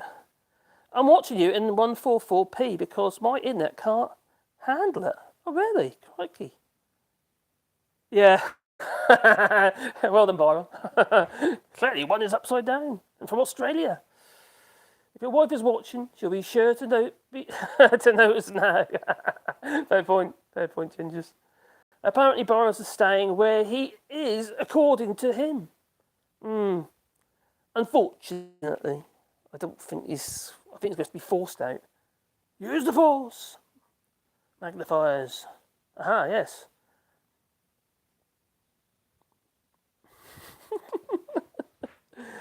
What an idiot I am. I can't help it. It's in my breeding. My dad voted Brexit. Oh, did I say that loud? I think I did. Anyway, let's grab these shelves. One is in better condition than the other. I just need cutting to length really and cleaning up a little bit. I'm not that worried. But this one's got what a great shake down the middle. And the pith of the timber. This end is better than that end. So I've got to basically cut them to length. No. The offcuts, I'm hoping I'll have enough out of the offcuts to be able to use the offcuts to do these triangles. If not, I'll find something else. Well, the shelves need to be 33 inches in old money. The reason I went for inches is because it was there's measurement on the tape. As you do. So I'll start with this one first, and I'll just mirror onto the other timber. So we need to square the end off first, because at the moment it's not square, because these pieces of timber used to be in an alcove, and the alcove wasn't square. So we're going to be cutting these square on the radial arm saw, and obviously to length as well. Got a little tip for you actually. While I'm thinking about it, there's a better way of demonstrating this tip. Okay, this is actually one way you can do it. I'll use this to demonstrate. This is going to be my demonstration. Right. If, for instance, you're inside a cupboard, yeah? You're underneath the kitchen cupboard, you've got to cut a shelf to length to fit inside that kitchen cupboard. So there you are, inside the kitchen cupboard with the waste pipe round your head from the sink. And you're trying to measure in between two spaces. So there you are, like this, and you're bending your tape round and kind of guessing where it is. Oh my giddy aunt. Oh, that's not very good, is it? No, oh, I can't really see it very well because it's on the bend, so it's hard. Or you're going to do it like this. And if oh, well, this tape said it's, in this case, 55 millimetres, something like that, or 45, whatever it is. So it's 55 millimetres. And I've got to try eye up on there. Well, that is 296 plus 55. It's not very accurate. There's an easy way. All you've got to do, it's pretty simple, is find yourself, choose a nominal mark. For instance, you could say, I don't know, 300 millimetres. So you mark it at 300. In this case, yours could be 200, 400, however wide or long it is. It could be in the middle anywhere. It doesn't matter. Just basically create a datum, but do it on the 10th. So it'd be either 100, 200, 300, 400. So it makes it easy. And then, literally, just add whatever measurement that is, in this case, 38 millimetres, onto the 300. So then you've got 300 and 38. So it'd be 338. So you know the distance between these two spaces is 338. It's actually really quick and really easy. There you go, quick tip for you. You've never done it that way before. That's what I do, because it's accurate. And especially if you're not using a dodgy tape. I do tend to use a folding rule quite a lot for that job, such as this one, because it's easier. So because the measurements are more, they're more on point. So you back up. But the problem with the rules like this, because you've got the little sliding end, if they're a bit sticky on the end and they're not moving freely like this one is, this tape is clearly, should be relegated or something else. So that, I think that's a really cool tip, and it works, and it's accurate. It's as accurate as you can get the marks on your pieces on your workpiece and take your measurements. So it's down to you then, you see. But trying to bend them and I used to do this for years. I used to do this. Oh my God, work out. You come back, you do your cut, and you always end up cutting a little bit longer than what you need because you know full well it's not going to fit if you try and do it exact. So it's 2 cuts instead of 1 for a start. So anyway, there you go. But that's your views. Back over here. And where was I? 33 inches because it was the nearest measurement on the tape.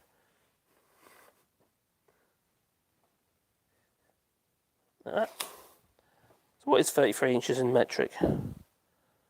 Oh, it's about 840 millimetres.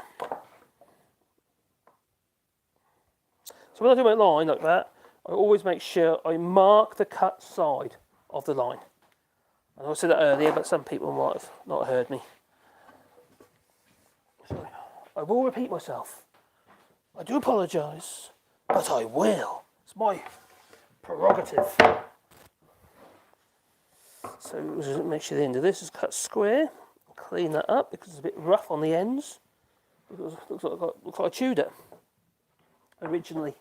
And then I'm going to use the tape again. 33 inches. Which is there. Now, when I do shelves like this, I never try and fit them tight into a space. I always make sure there's clearance around the shelf when I'm doing this kind of system. It's just how I like it, I don't like everything to be tight up and hard. I think it's just hard to actually, especially when you've got a bendy house like mine. As soon as you try to make everything perfect and fit tight, instead of having that bit of free space, it just, the end job ends up being a little bit, I think, untidy. And also, when you're trying to clean things and stuff, clean dust off shelves, you just push all that dust into all the corners and the edges of everything, and in time it just glues in there, especially if you've been using polishers or wax or, or even water, and you end up with loads of gunk stuck into like a paste into the corners. Lovely. So back to the radial arm saw we go. To the radial arm saw. Dum, bum, bum, bum. So first of all, we've got to trim the end so it's square. Got to decide on the back face there is going to be the truest face. I will run a hand plane over these as well on the edges, make sure it's all sort of clean. And then obviously got to be sanded. Oh! Do you know what I haven't done? I adjusted the height of the blade, didn't I? It's not even going to touch the wood. Or barely. You can cut part way through it. I want to cut all the way through it. So back down we go. God, I need to move that cable out of the way. I've got the biscuit joiner cable in the way. I don't know why it's like over there like that. Yeah, that's all the way down there, I think. I think that'll be just about right.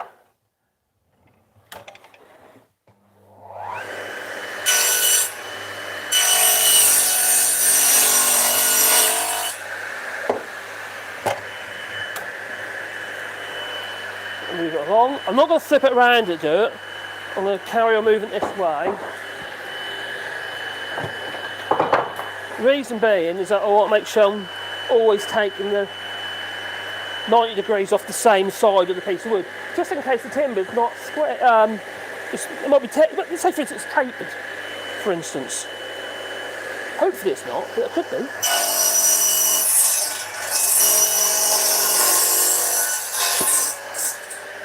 Pull it with a knife, that's it.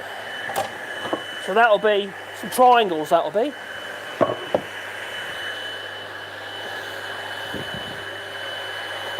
So that's one. So that's what I've used, cut the other one. So that's 33. And there's the wonky board. Look at the wonky, well, they're all wonky boards. There again, I've got a wonky house. It don't really matter.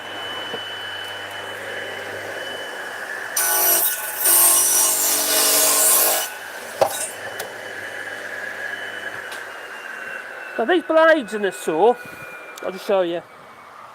They're not expensive blades, but these ones they're both Saxton. I was using CMT, which is actually in the saw over there, which I need to replace. But I'll probably get these in the future. These are lovely blades. They're both Saxton, and I don't know where they're made, but this blade's about €30. Actually, 25 euros this blade was, and I haven't. You can see it's got a decent like laser cut expansion in it, what have you. It's got a good thickness to the teeth. The teeth are nice size. And that blade's been in there for probably a year, maybe longer actually, and I haven't sharpened it yet. And it gets used a lot, almost every day. So, yeah, for a cheap blade, I really recommend them. I think they're excellent. Don't get me wrong, they're not going to be as good as, well, I think they're as good as the CMT, because they're not exactly that cheap. CMT aren't. I turned it around, didn't I? I wasn't going to do that. Never mind. Never mind.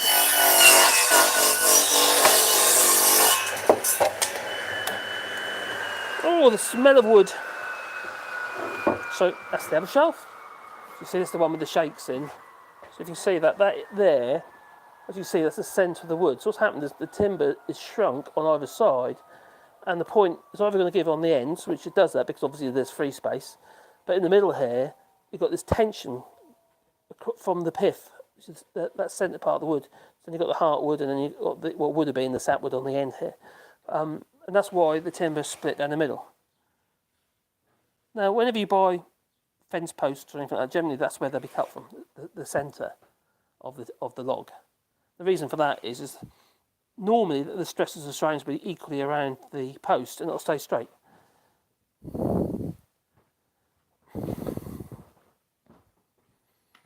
One thing you can do to improve it, I'm not going to do it with this job because it's just shelves. I'm not going to, and it's my shelves, I'm not worried. And if you've got this situation where you've got to split down the middle like so, and you want to, you want to get rid of that for a start. Also, you want to make the board more stable. What you can do is you can cut down the middle, clean it up, make sure it's nice and straight and true. Flip around so you're alternating, making sure the grain alternates. In this case, there isn't much need because it's quite vertical, it's quite perpendicular to the side of the board because it's going right through the tree. Slightly offset, so you cannot alternate them a little bit. So if one's going that way in the grain, the rings, the radial rings, make sure the other ones are going in the opposite direction. Whether you glue from the edge this time or the opposite edge or whatever you do, it doesn't matter. Then you can just clamp the board up. You don't need no biscuits in there or anything like that if you don't want to. Just glue it and clamp it and leave it. And that'll stabilise the board. But I'm not doing that because I'm a Neanderthal. But what I will do is grab my hand plane and clean up all these edges. And then run the route around again and just sand it and, try and make it generally a nicer piece of timber because at the moment it's a manky bit of wood.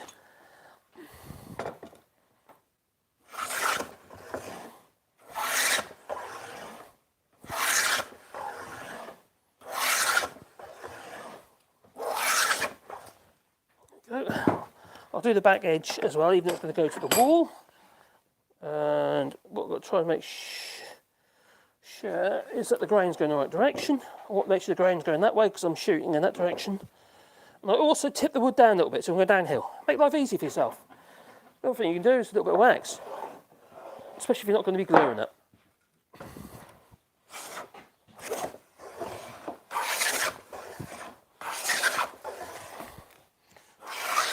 That's wood. It's actually quite a nice piece of timber. Actually, you can tell by the grain when you take your shavings off it. It's quite clean, isn't it? It's not too the actual shaving. The actual grain itself and the shavings is quite straight. It's not a bad bit of timber. It's not full of knots. It's quite clear. It just needs some TLC.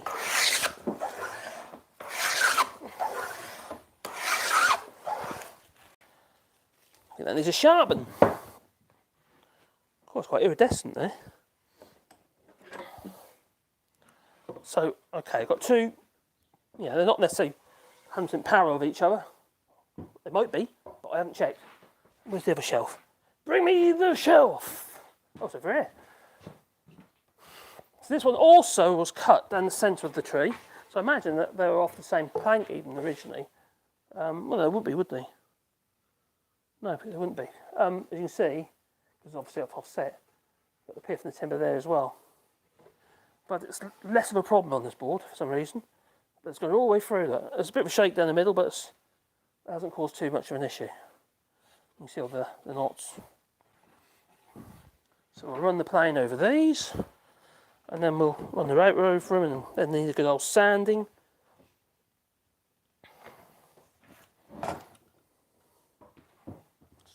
Leave me alone. That's better.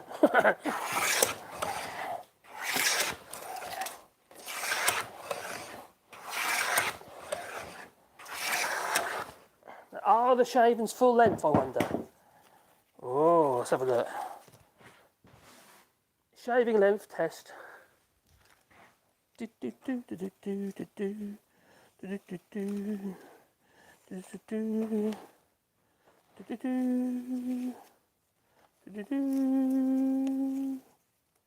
so it pretty much is.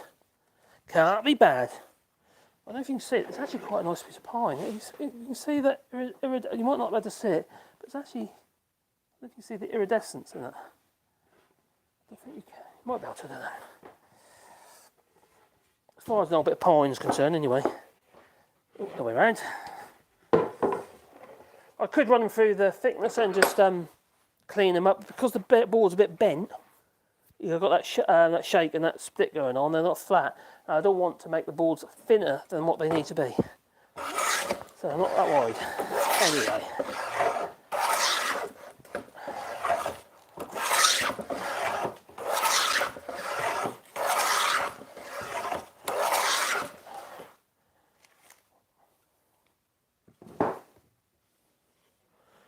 If you can come across one of these planes, like this number 7 Bailey, grab it while you can, because they become very sought after and very expensive.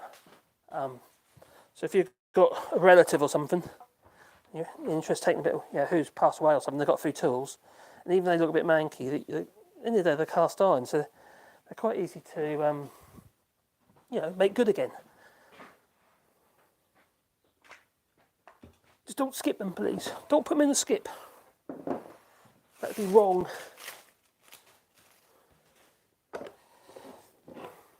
Now that was rusty. This one here, that was covered, peppered and rust. So I just shot blasted it. Made new totes and a knob. I put these Victor hand forged plane irons in it and cat irons, chip breakers, and there's brilliant now. They're very good tools.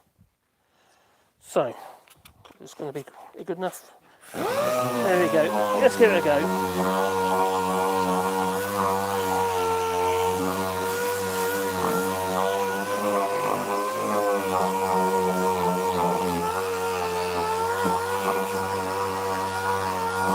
La la la la la la la.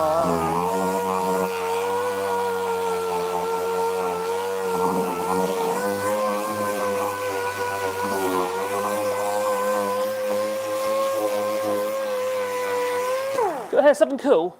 At the moment, because it's sunny outside, this workshop has pretty much been powered by solar. Free electric!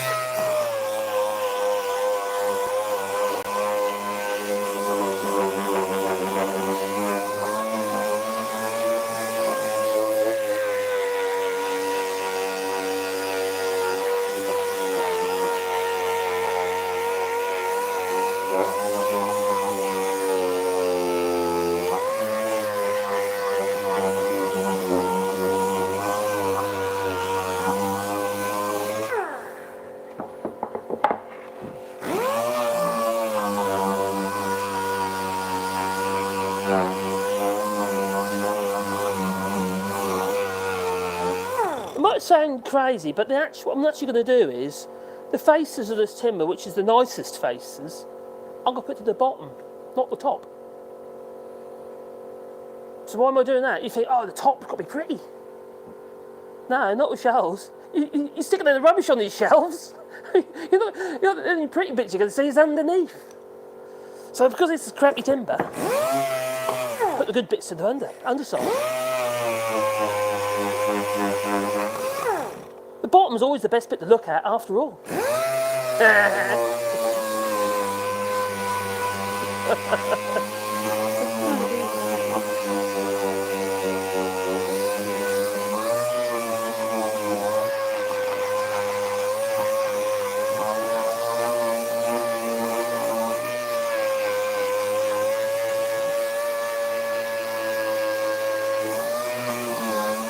Nope, that one.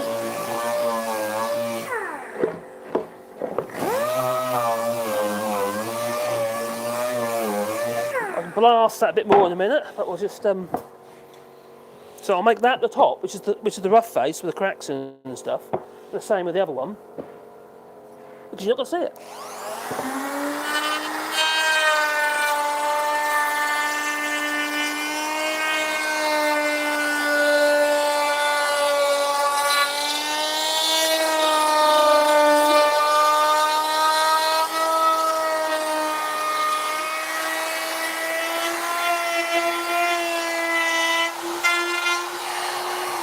I'm putting I'm taking the arrows off all the way around because it's not going to be touching the wall at any point. So there'll be a gap down the side. There's about a finger gap down on each end, and then you've got the thickness of the actual brackets themselves against the wall, which I prefer it that way.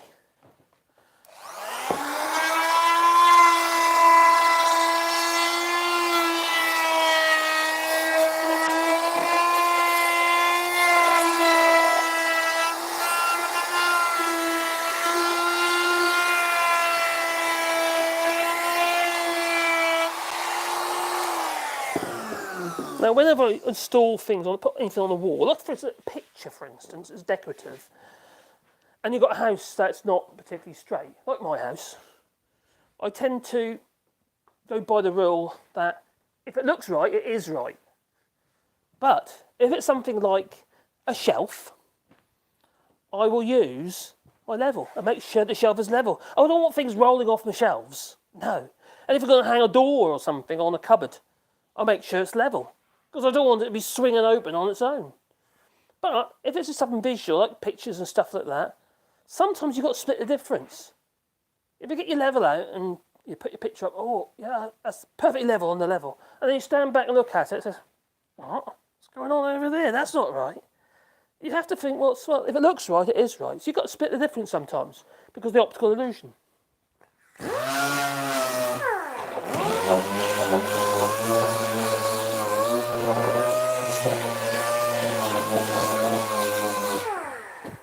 It's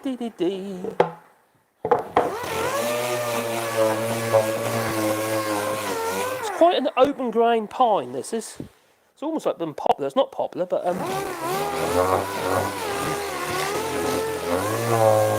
don't know why it is so open grain, because this wood is actually quite old.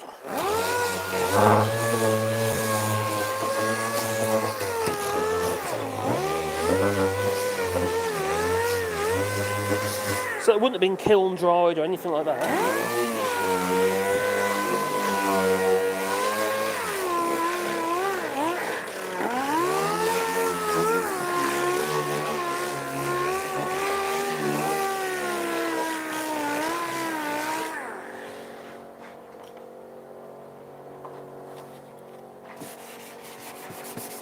Sometimes you got to resort to your hand sanding.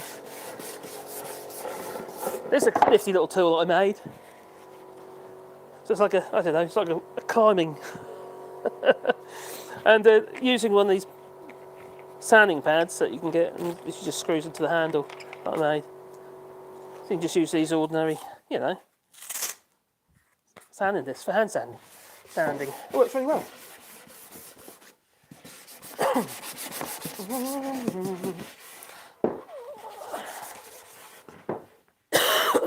I should really have a mask on. I would do normally, but I can't obviously talk without being on.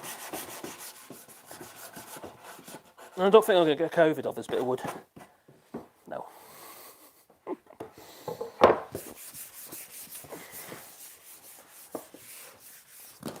It's kind of, it's sort of a tactile rough now.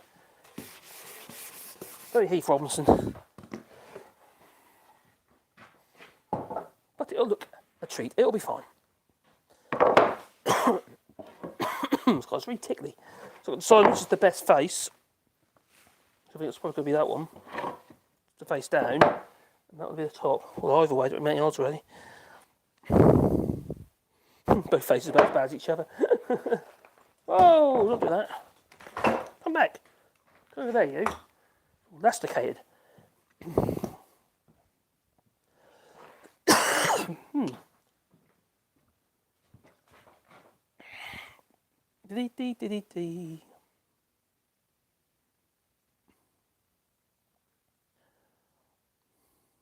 Oh, he's gone. Folding measure. You haven't seen one of them in years. Very good tool, You can still buy them. Definitely worth having. I think people have got so used to the idea of having an ordinary retracting tape measure, like Stanley or something. Not the old tools, the old tape measure and old rules, not used so much these days, even though they do a better job. I suppose you can't put them in your pocket. But they've got the folding rule. Like, for instance, you got old Dickies hard overalls, they've always got the slot and put your folding rule in the trouser leg.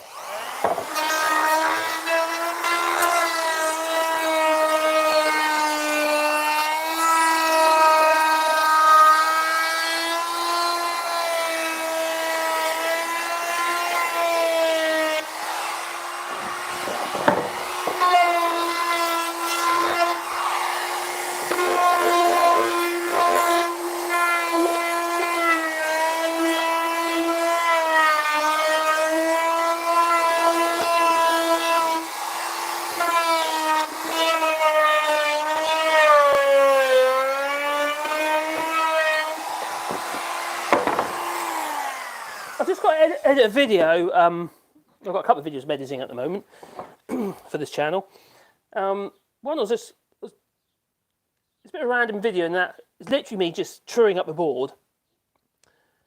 But this particular board's quite special. Especially in the fact that it's actually from the old sorting office in London from the war. And the sorting office had all this Douglas fir beams all stacked up next to each other, and that was the roof. That's the bomb-proof, the roof of the sorting office in London. I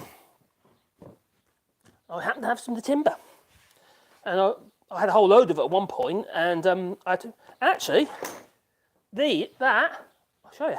You can't see it because it's dark, but that Douglas fir, which I've used on that end of the bench there, that is from London Sorting Office. That's to protect the roof from bombs. And so was that. And the same on the other end of the bench as well. But also I made a whole load of ledge brace doors out of a load of boards. Basically I got all this timber reclaimed from the London Sorting Office, and had been put into storage for donkey's years in some barns in the UK. And anyway, I bought a load and brought it over. And it's quite interesting because it's actually in some parts of the wood in the old, it was all painted, you see. It made up the ceiling of the old sorting office, and it was all painted in white lime wash. And there's places where it's actually been written on the board, on the actual timber itself, like notes and stuff. So it's I suppose the ceilings couldn't be that at all, could they? But yeah, anyway, that's where it came from. Anyway, I machined the board up. That comes from a beautiful, really lovely piece of Douglas fir. And the Douglas fir it's just a pine. It's not a fir, it's a pine. But it's you think of Douglas fir just being a rough old construction type timber, but because it's old. Yeah, it's probably been, God knows how long it's been up there. It's at least 80 odd years old, if not 90, maybe 100 years old, since it's been first machined. And this was those beams. They were like 10-inch, so 250 mil by 125 mil beams is what they originally. That's how I got it. And then we machined it down into, or got it machined into planks. So those planks were used for the doors themselves, for the boards for the doors, for these legend brace doors, and they were really lovely doors, solid, so solid and strong. For pine, really nice wood.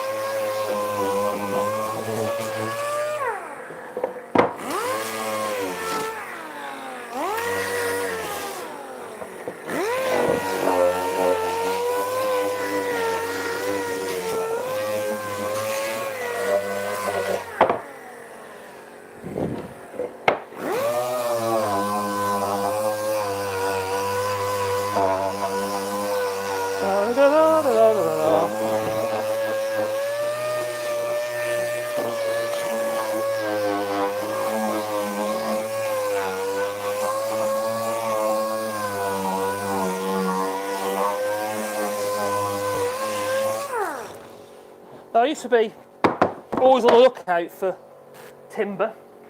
Because quite often what would happen is people would buy houses in France and in the barns would be full of old wood and stuff. Because one of the things the French used to do is they'd, when their kids were born, they'll either plant loads of trees and those trees will fund their kids' wedding, or if they have trees cut, what have you, they'll stick all this wood in the barn, what have you, and once it's seasoned and dry, they'll sell it on to fund something like their kid's wedding. But an English person come buy the house, well then, maybe they've already paid for their kid's wedding. I've got in the barn over the other side there, I've got a load of walnut and cherry that I bought that way, some by mistake. I didn't know what it was. It looked so dirty, but it was wood, so I bought it anyway.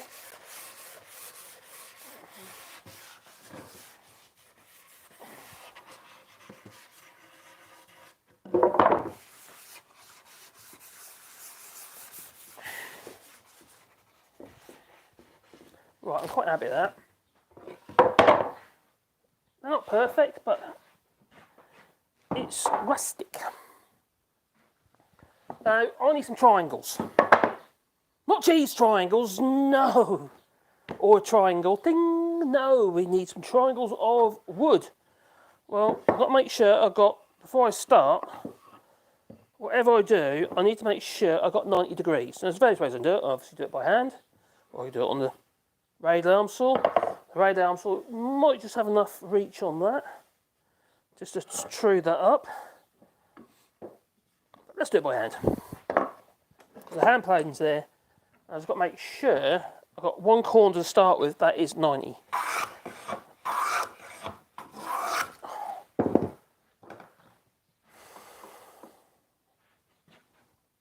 Not quite.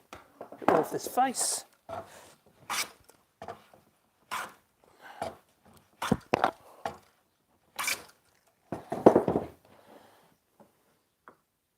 There you go. So as you know, I did long, sort of lots, a longish slice, slightly shorter, slightly shorter, slightly shorter. So effectively, and then one full one. So I brought the edge down, and it's still straight. So now this corner here is 90 degrees. Near enough. So from that, we need to mark our triangles. And like I said before, the 150mm triangles are going to be. They could be smaller if I want them to be. Will I get away with smaller? Can I make better use of the material? Well, I'm going to look there. Have I got 3mm that way? No, I don't need to. I'll just go that way. In fact, I'll start on this side then. That way I can avoid this split. So in that case, I'm going to go 150 here.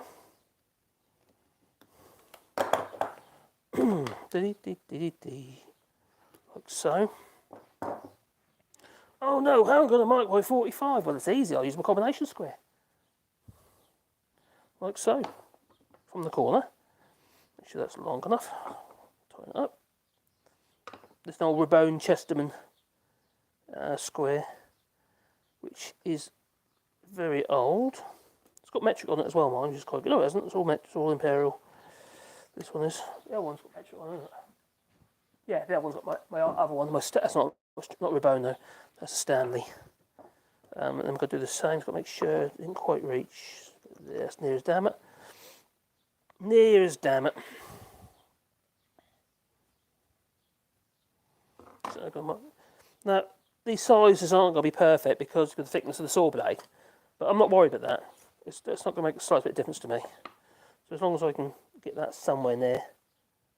If each one is fractionally different size, it doesn't matter. It doesn't actually matter. No, you're not going to see it. Who's going to notice that? If one's like 2mm narrower than the other one, you have to be pretty pedantic and pretty sad. I'll get on the devil. There you go. So, what I need to do now is to rip this to width on the table saw, and then just make cut on the radial arm saw over there. Then I have 4 triangles. 4 triangles? What did you say, fork handles? No, triangles! 4. God.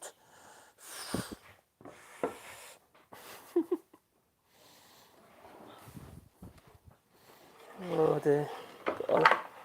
Okay. Now, I generally, when I use a table saw, I never really stand directly in line with the blade. I always to one side. And because I'm cutting a plank, a board pass on board through the saw, you could use a push stick, but I prefer these that I made. And the reason for that is, what you're doing is you're applying the pressure evenly over the wood, and if I was just pushing here, you've potentially got this kickback, haven't you? And I've even noticed I don't have a riving knife. And there's a good reason why I don't have a riving knife, but that'll be a different video. And so it allows me to push that through, and I'm staying to the side of the blade.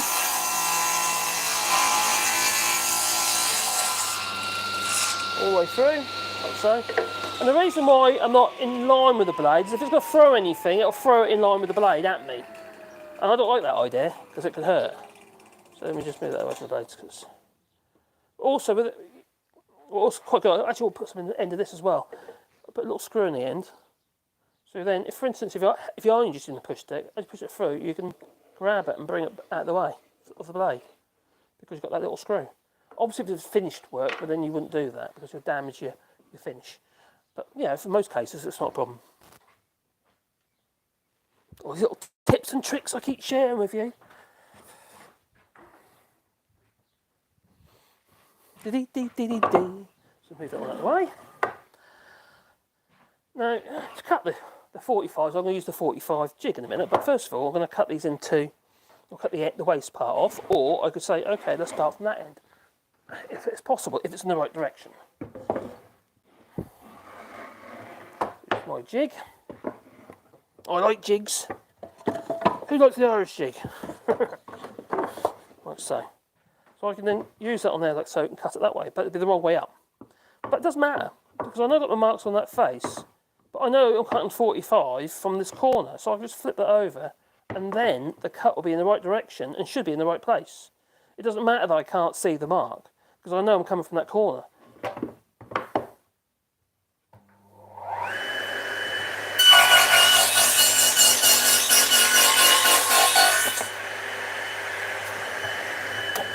There's one.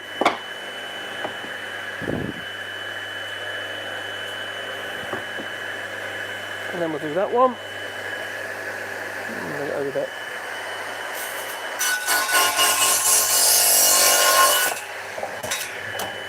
And now we'll move this out of the way and cut it in half. My marks have gone a bit skewy, but hey-ho. As long as we have 4 triangles that are roughly the same size, well, they're spot on, that one is. I wonder if this one is. It's a little bit bigger, but it don't matter. And that one's got to be trimmed to length. This is just off that corner. Right.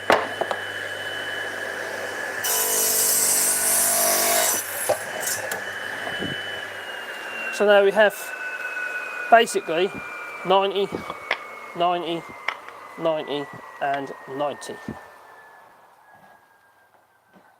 Sometimes you just got to go with the flow, you know. It's nice working with wood though. I do like working in wood. Sadly, my woodworking business has kind of gone a little bit to pot since Brexit. It's really sort of damaged my customer base. So where's my mat? Ugh. Come here, Mr. Mat. I didn't bend my knees. Oh dear.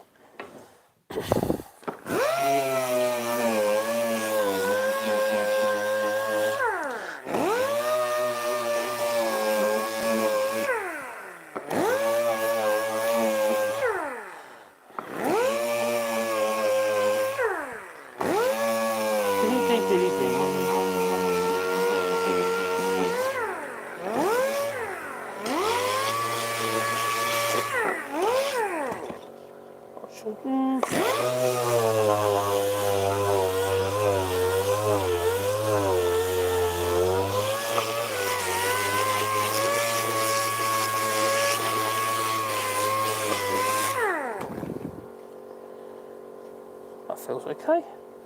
So where they're going to go is literally, I know we're mixed materials here, I wouldn't normally be on there like that. So it's going to be fixed in there like that. But like I said, it doesn't matter, because where I'm putting this, as far as I'm concerned, it's going to do its job. It's not my lounge. It's not like the ones in the picture in the little thumbnail on this video.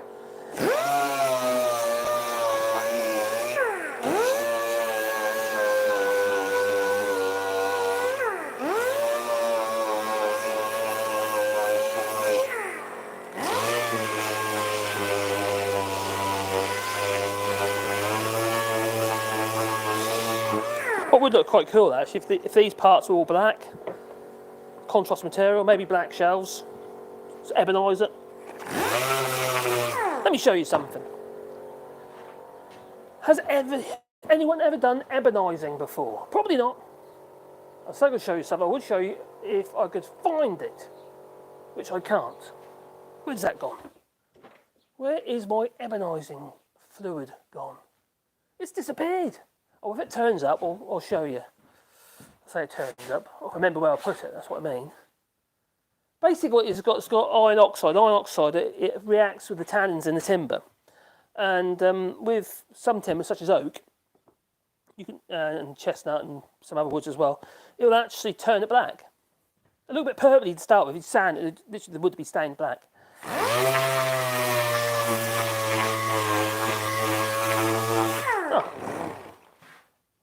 That is how that was done. That's ebonised and just lightly sanded and lacquered afterwards. It's ebonised. It's not painted black. No.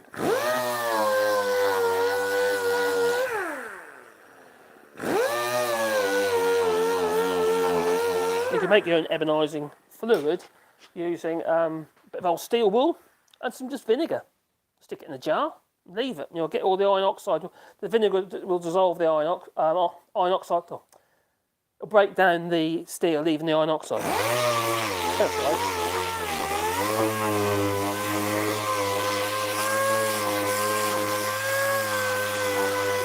I'm really curious where I'll put that now. I want.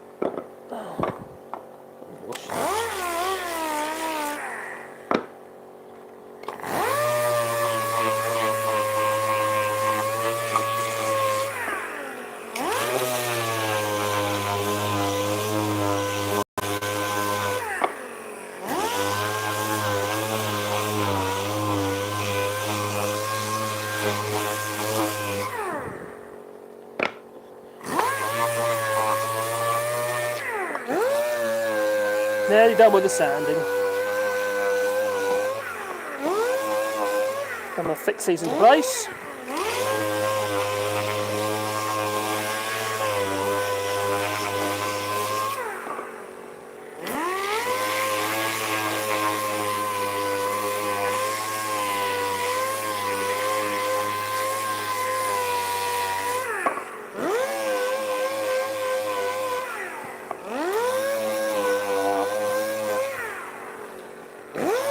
Go.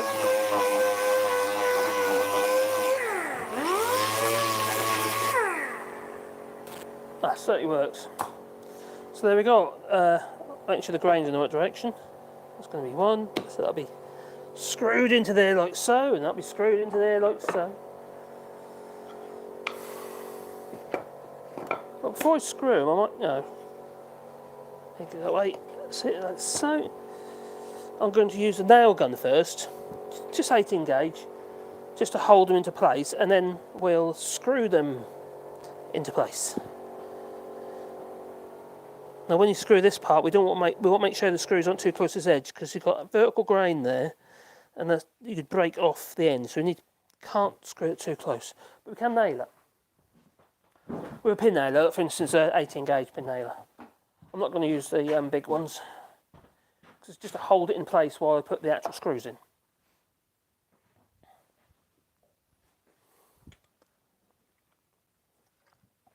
Obviously, if this is all oak, it'd be nice, but it's not. It's partly oak. It's a hybrid. Right, so I've got some wood glue here. I'm just going to bead of wood glue along the back. The top, also at the back, might be the other way around, like so, and that's going to be pushed into that. I haven't checked to see what size nails I've got in there yet. Might not be long enough. Well, they're very long. They're 45s. So we're now going to squeeze that into there like so. Literally put a nail in just to hold it in place while I actually put the screws in. And also allows me to put a fixing near the ends where it won't split with the nails, but it would with the screws. Eyeballing it up, make sure it's in the middle. That's one in. Now you can't really clamp it very easy. There are ways that you can clamp it. You could have a temporary block here, and you could trap the clamp there to there. But I'm not going to worry. I'm not going to do that.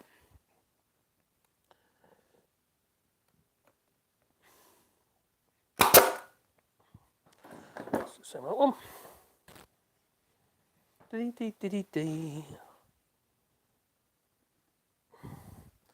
then we'll screw it from behind. Ooh, saucy. That's what we're up. Good.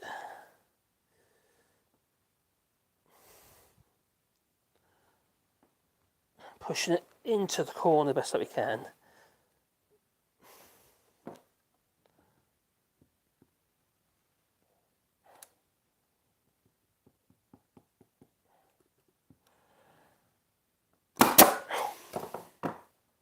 obviously use ordinary nails, you just use screws. But I'm doing it this way because it just allows me, it's like having an extra pair of hands if you use the nail gun. Never do that. Never nail gun like that, just in case it blasts all the way through the bit of wood. It's not likely to because it's oak, but you don't want to put a nail through your hand if you can help it. So it's best to avoid it if you can. Otherwise, don't worry about it. Just take chunks out of your hands. But nails through. I've done that before, and it hurts, especially if you get a bone. Just going to wipe the excess glue off.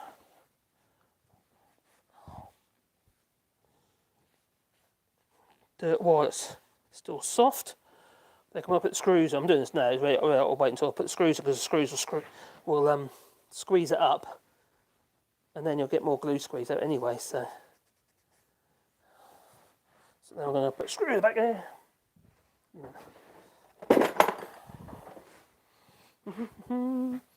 On this one about there, I can put it into the corner.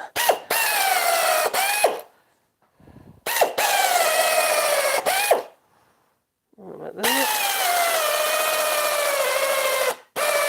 It's probably an overkill. Look up in there. I have to admit though, I've made a few of these shelves now, and I'm probably too close to the microphone.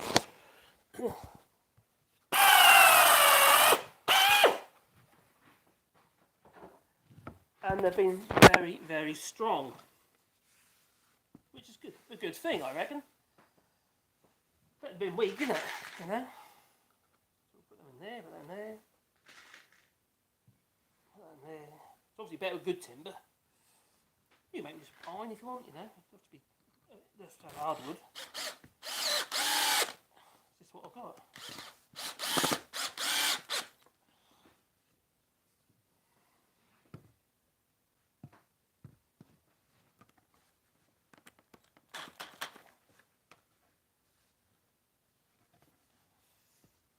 I need to put more clearance hole on that.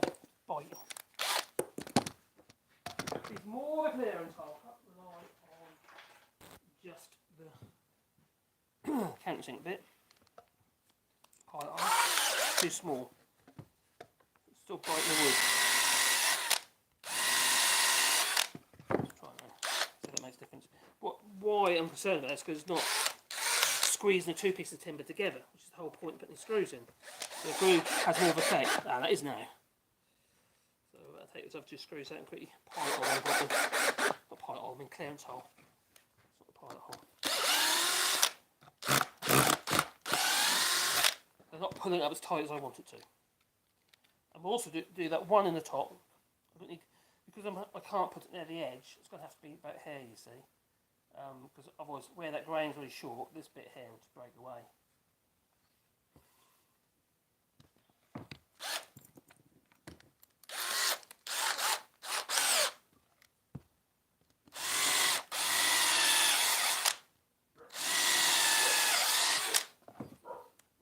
Oh, the dogs are barking.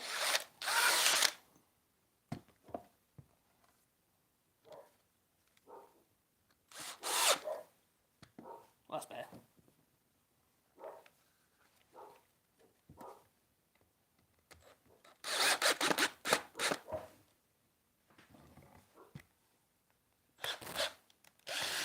Well, that one's a bit on the short side. Yeah, slightly longer screw. Squeeze in the window.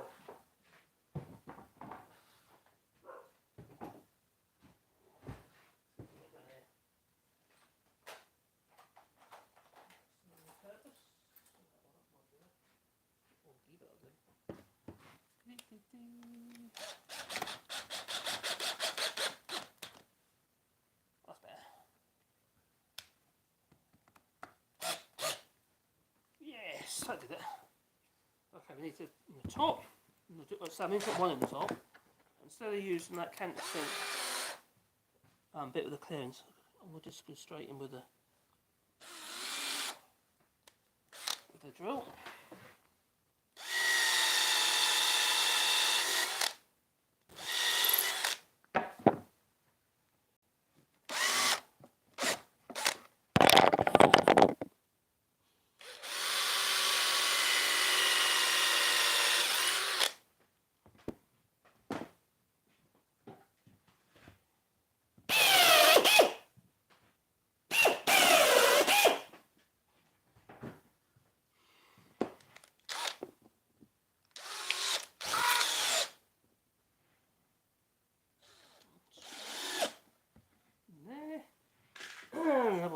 and that one will be done. That one's done. That's one. So, yeah, I'm quite happy with that. That's quite good. Strong! That's what we want, strong.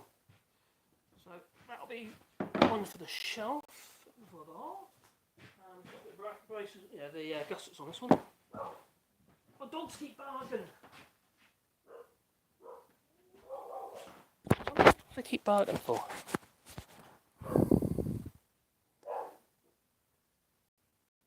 I'm contemplating climate change since the 90s, the Bush years were. Can't believe I actually have some nostalgia for George now. I heard the Herschel make noise, but I don't believe he can speak. Oh, okay. Who's hitting the head? Over there. It's alright, Gingers. I haven't seen anything other than Marcus today, so I haven't seen that video. The US is frustrating no matter how you look at it, yeah. I think everywhere is, to be honest. I used to love winter, but now I'm older, not so much. It's too cold. Winter's cold. I don't like the cold, I don't. I'm sure you don't either, Gingers. Hello, Dora. You could come say hello. Come here, you. Oh, come on. Oh, just say hello. Oh, what are you doing down there? What are you doing down there? Oh, I've got her. Say hi. Hello. I'm Pandora. And Sebastian. Yeah, we are going for a walk. Not yet, not yet. Laters. I need to finish this job first. Right, so we've got the next bit to do. So that one's going to go onto there like that. And that one's going to go onto there like that. And that's, yeah, ooh, that's not, that's better, sort of. So we'll do the same again with the tack it into place with some nails. I'm not going to tack the top one with nails because the top one's got a bit of a, as you can see, it's away from it because I've left it too long with the glue going off. So I'll just do that. If I put a nail in, that's going to interfere when I put the screw in. So I'll just do the bottom one with a nail.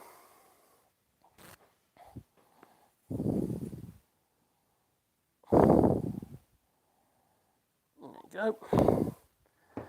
So the long grain to the top goes down to the edge like so. Let me grab the nail gun again. Don't put your hands in the way because it hurts.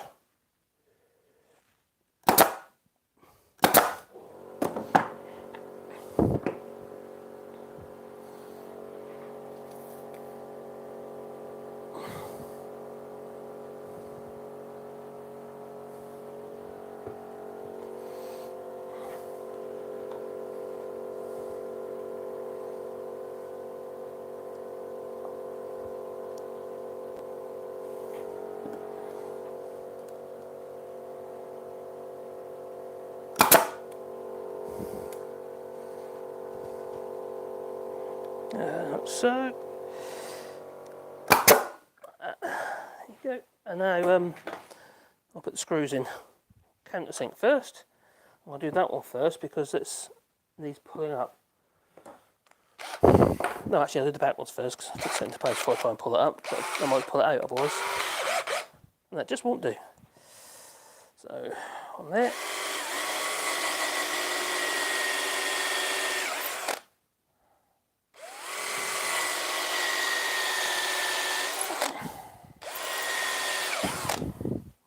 Da, da, da, da. Da, da, da, da.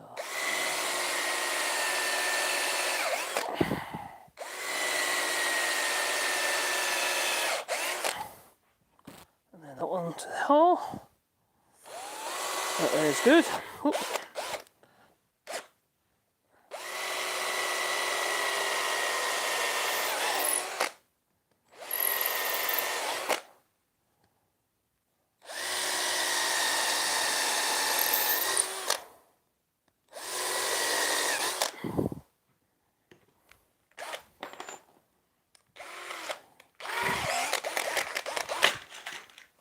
Dun dun dun dun. Oh, and countersink it yet.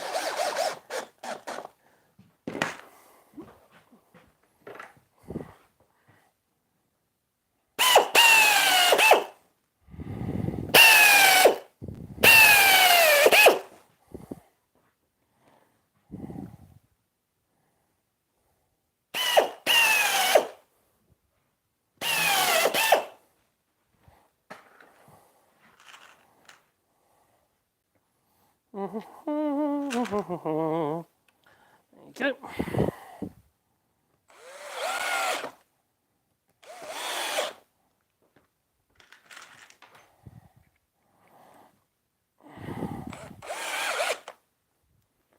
So what you're doing is, by making the brackets like this, you've got two sets of shelves to go up. Instead of having individual brackets, if you think about it, you're sharing the load. So it's all loads up. And you'll be sharing the load to compensate between every single fixing point. Instead of it just being, like, you know, fixes on one side and one side gives way and the whole lot goes. And you have a catastrophe.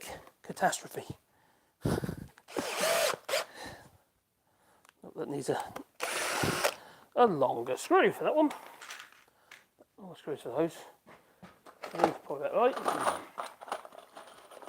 These fishes are a good size for that, I hope so. Hope not split it. Yes, perfect. A bit tighter.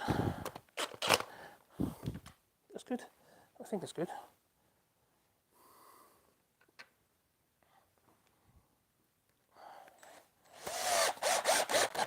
You could drive dowels in and just wait for the glue to go off if you want to.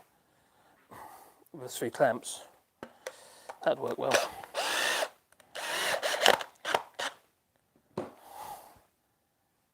That's on there, that's good. Because I didn't put a nail on that one earlier. I'll whack that on there. That's it. They wipe the glue off.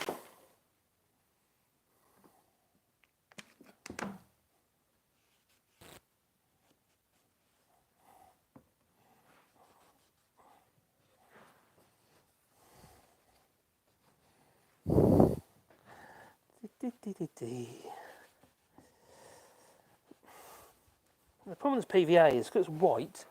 When it dries, it don't dry white. It dries sort of a clear, sort of a grey clear colour, but it's not very pretty. When I use my Cascamite, it's a powder glue, so I can add powders into it before I mix it with the water, and I generally use like a very fine sanding dust. And that works really well. To put a bit of colour into the glue. So if there's any glue showing, well then it's no longer a problem because it's not, you know, it's the right colour. It's wood colour.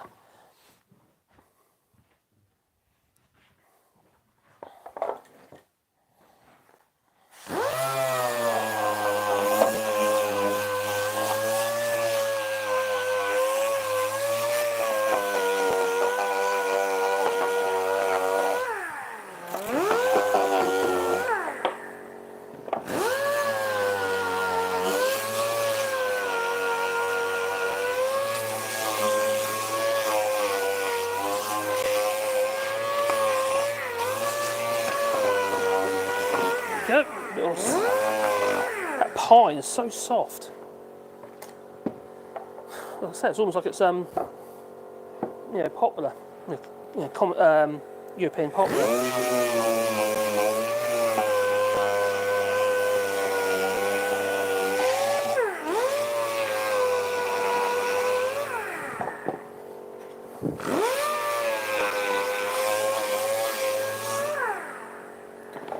That'll be good. Looking good.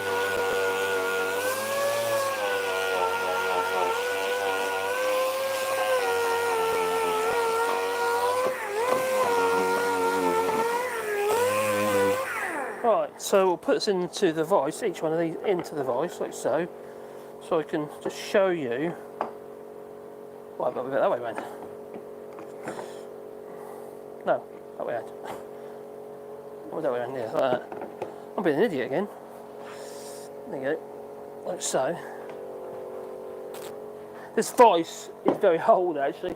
I bought it off a friend who done house clearance, and it was a broken vise. The corner of the vise was broken off, so I managed to weld it even though it was cast.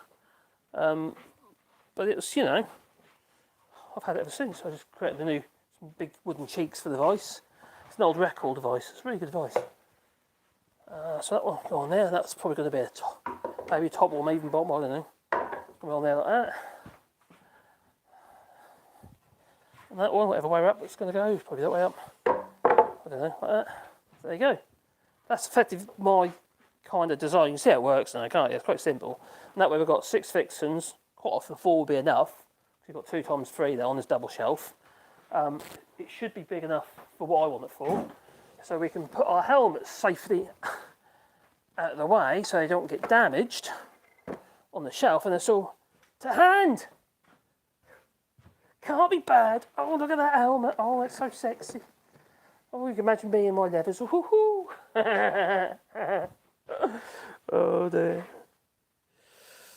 Yeah, so that is my shelving unit.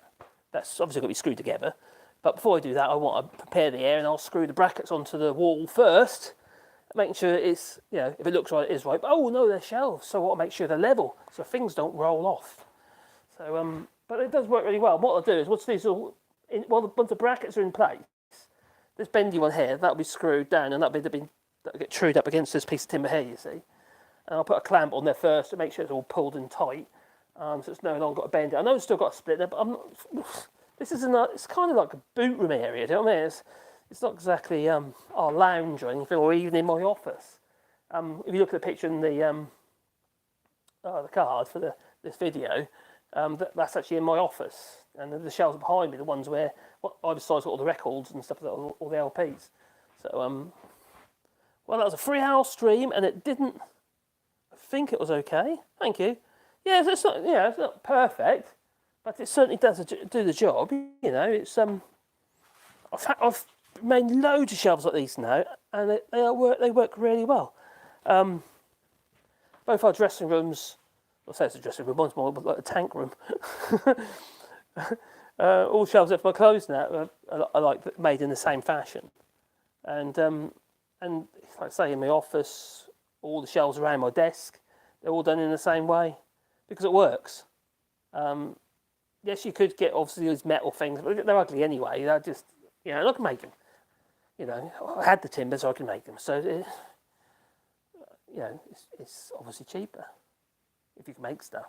Providing the materials are cheaper, that's the other problem, especially these days, because the materials, as you know, well, they've gone through the roof, haven't they? They've got a bit expensive as materials. Time for some cooking. You have a good weekend, Simon. Yeah, I will as well. So, yeah, that's been quite good. I need bookshelves when you come into the US. Yeah, it would be perfect bookshelves. I don't know about that. Oh, crikey.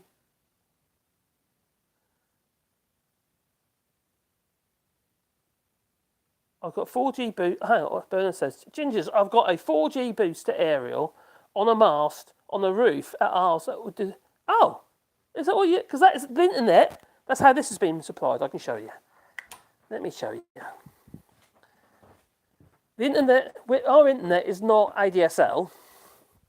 Broadband. It's 4G for the whole house, and generally it's very good. And we have a 28 decibel aerials, which are up there. The little one below there, the small aerials, to do with our mobile phone connection. That boosts the mobile phone connection, because we struggle to get good mobile phone connection here. But with that system, it works really well. At the moment, it's pointing towards St. Lawrence of Gore. And we get about 80 megabits per second download, which is pretty good. Oh, yeah, download. And up to 15 upload. And that's what we're streaming on at the moment. You can get glitches, but that's the best that we've got. So they are putting in, currently, right as we speak, they're putting in fiber optics. So that will be a major improvement, and then they will consider it, providing we get decent upload. Because for me, upload's more important than download. Because obviously, streaming, you know, it's not like you have like 500 megabits per second download if you upload like 5, is it? And my son's got like 300 download in England. His upload's less than ours.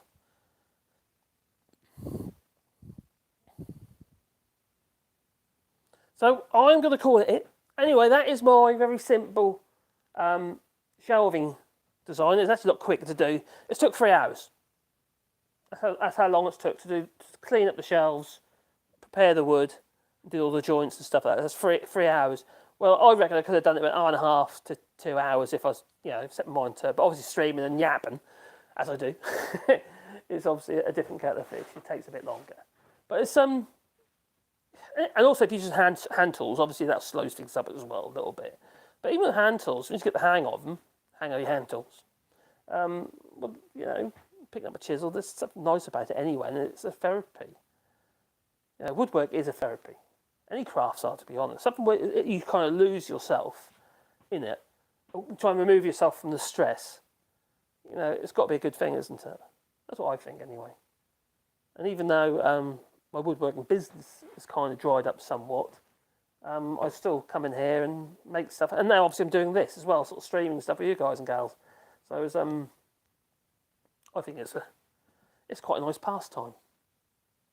Quite an essential skill as well, to be honest. Because I think we're always going to need woodworkers for a very long time, anyway. I hope so. Anyway, I'm going to go and see to my dogs, and then go for a walk with them, probably. I don't know if I'll be going through the woods again, though, because I came back with those ticks. So, ta-ta, and thank you for watching. And don't forget to check out the other videos and stuff on this channel. It's it's as old as my other channel, but I've only started putting more material on in the last month, so hopefully that'll pick up again. So anyway, thanks for watching, and I hope you enjoyed it.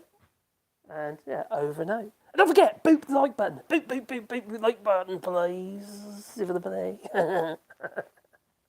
So ta-ta. Do I want to stop streaming? I don't really want to stop streaming, but I'm going to have to. I've got other stuff I've got to do. And my feet are aching as well. Fat body, little feet. Oh dear. So you take care, everybody. And yeah, you as well, Casper. Ta-ta.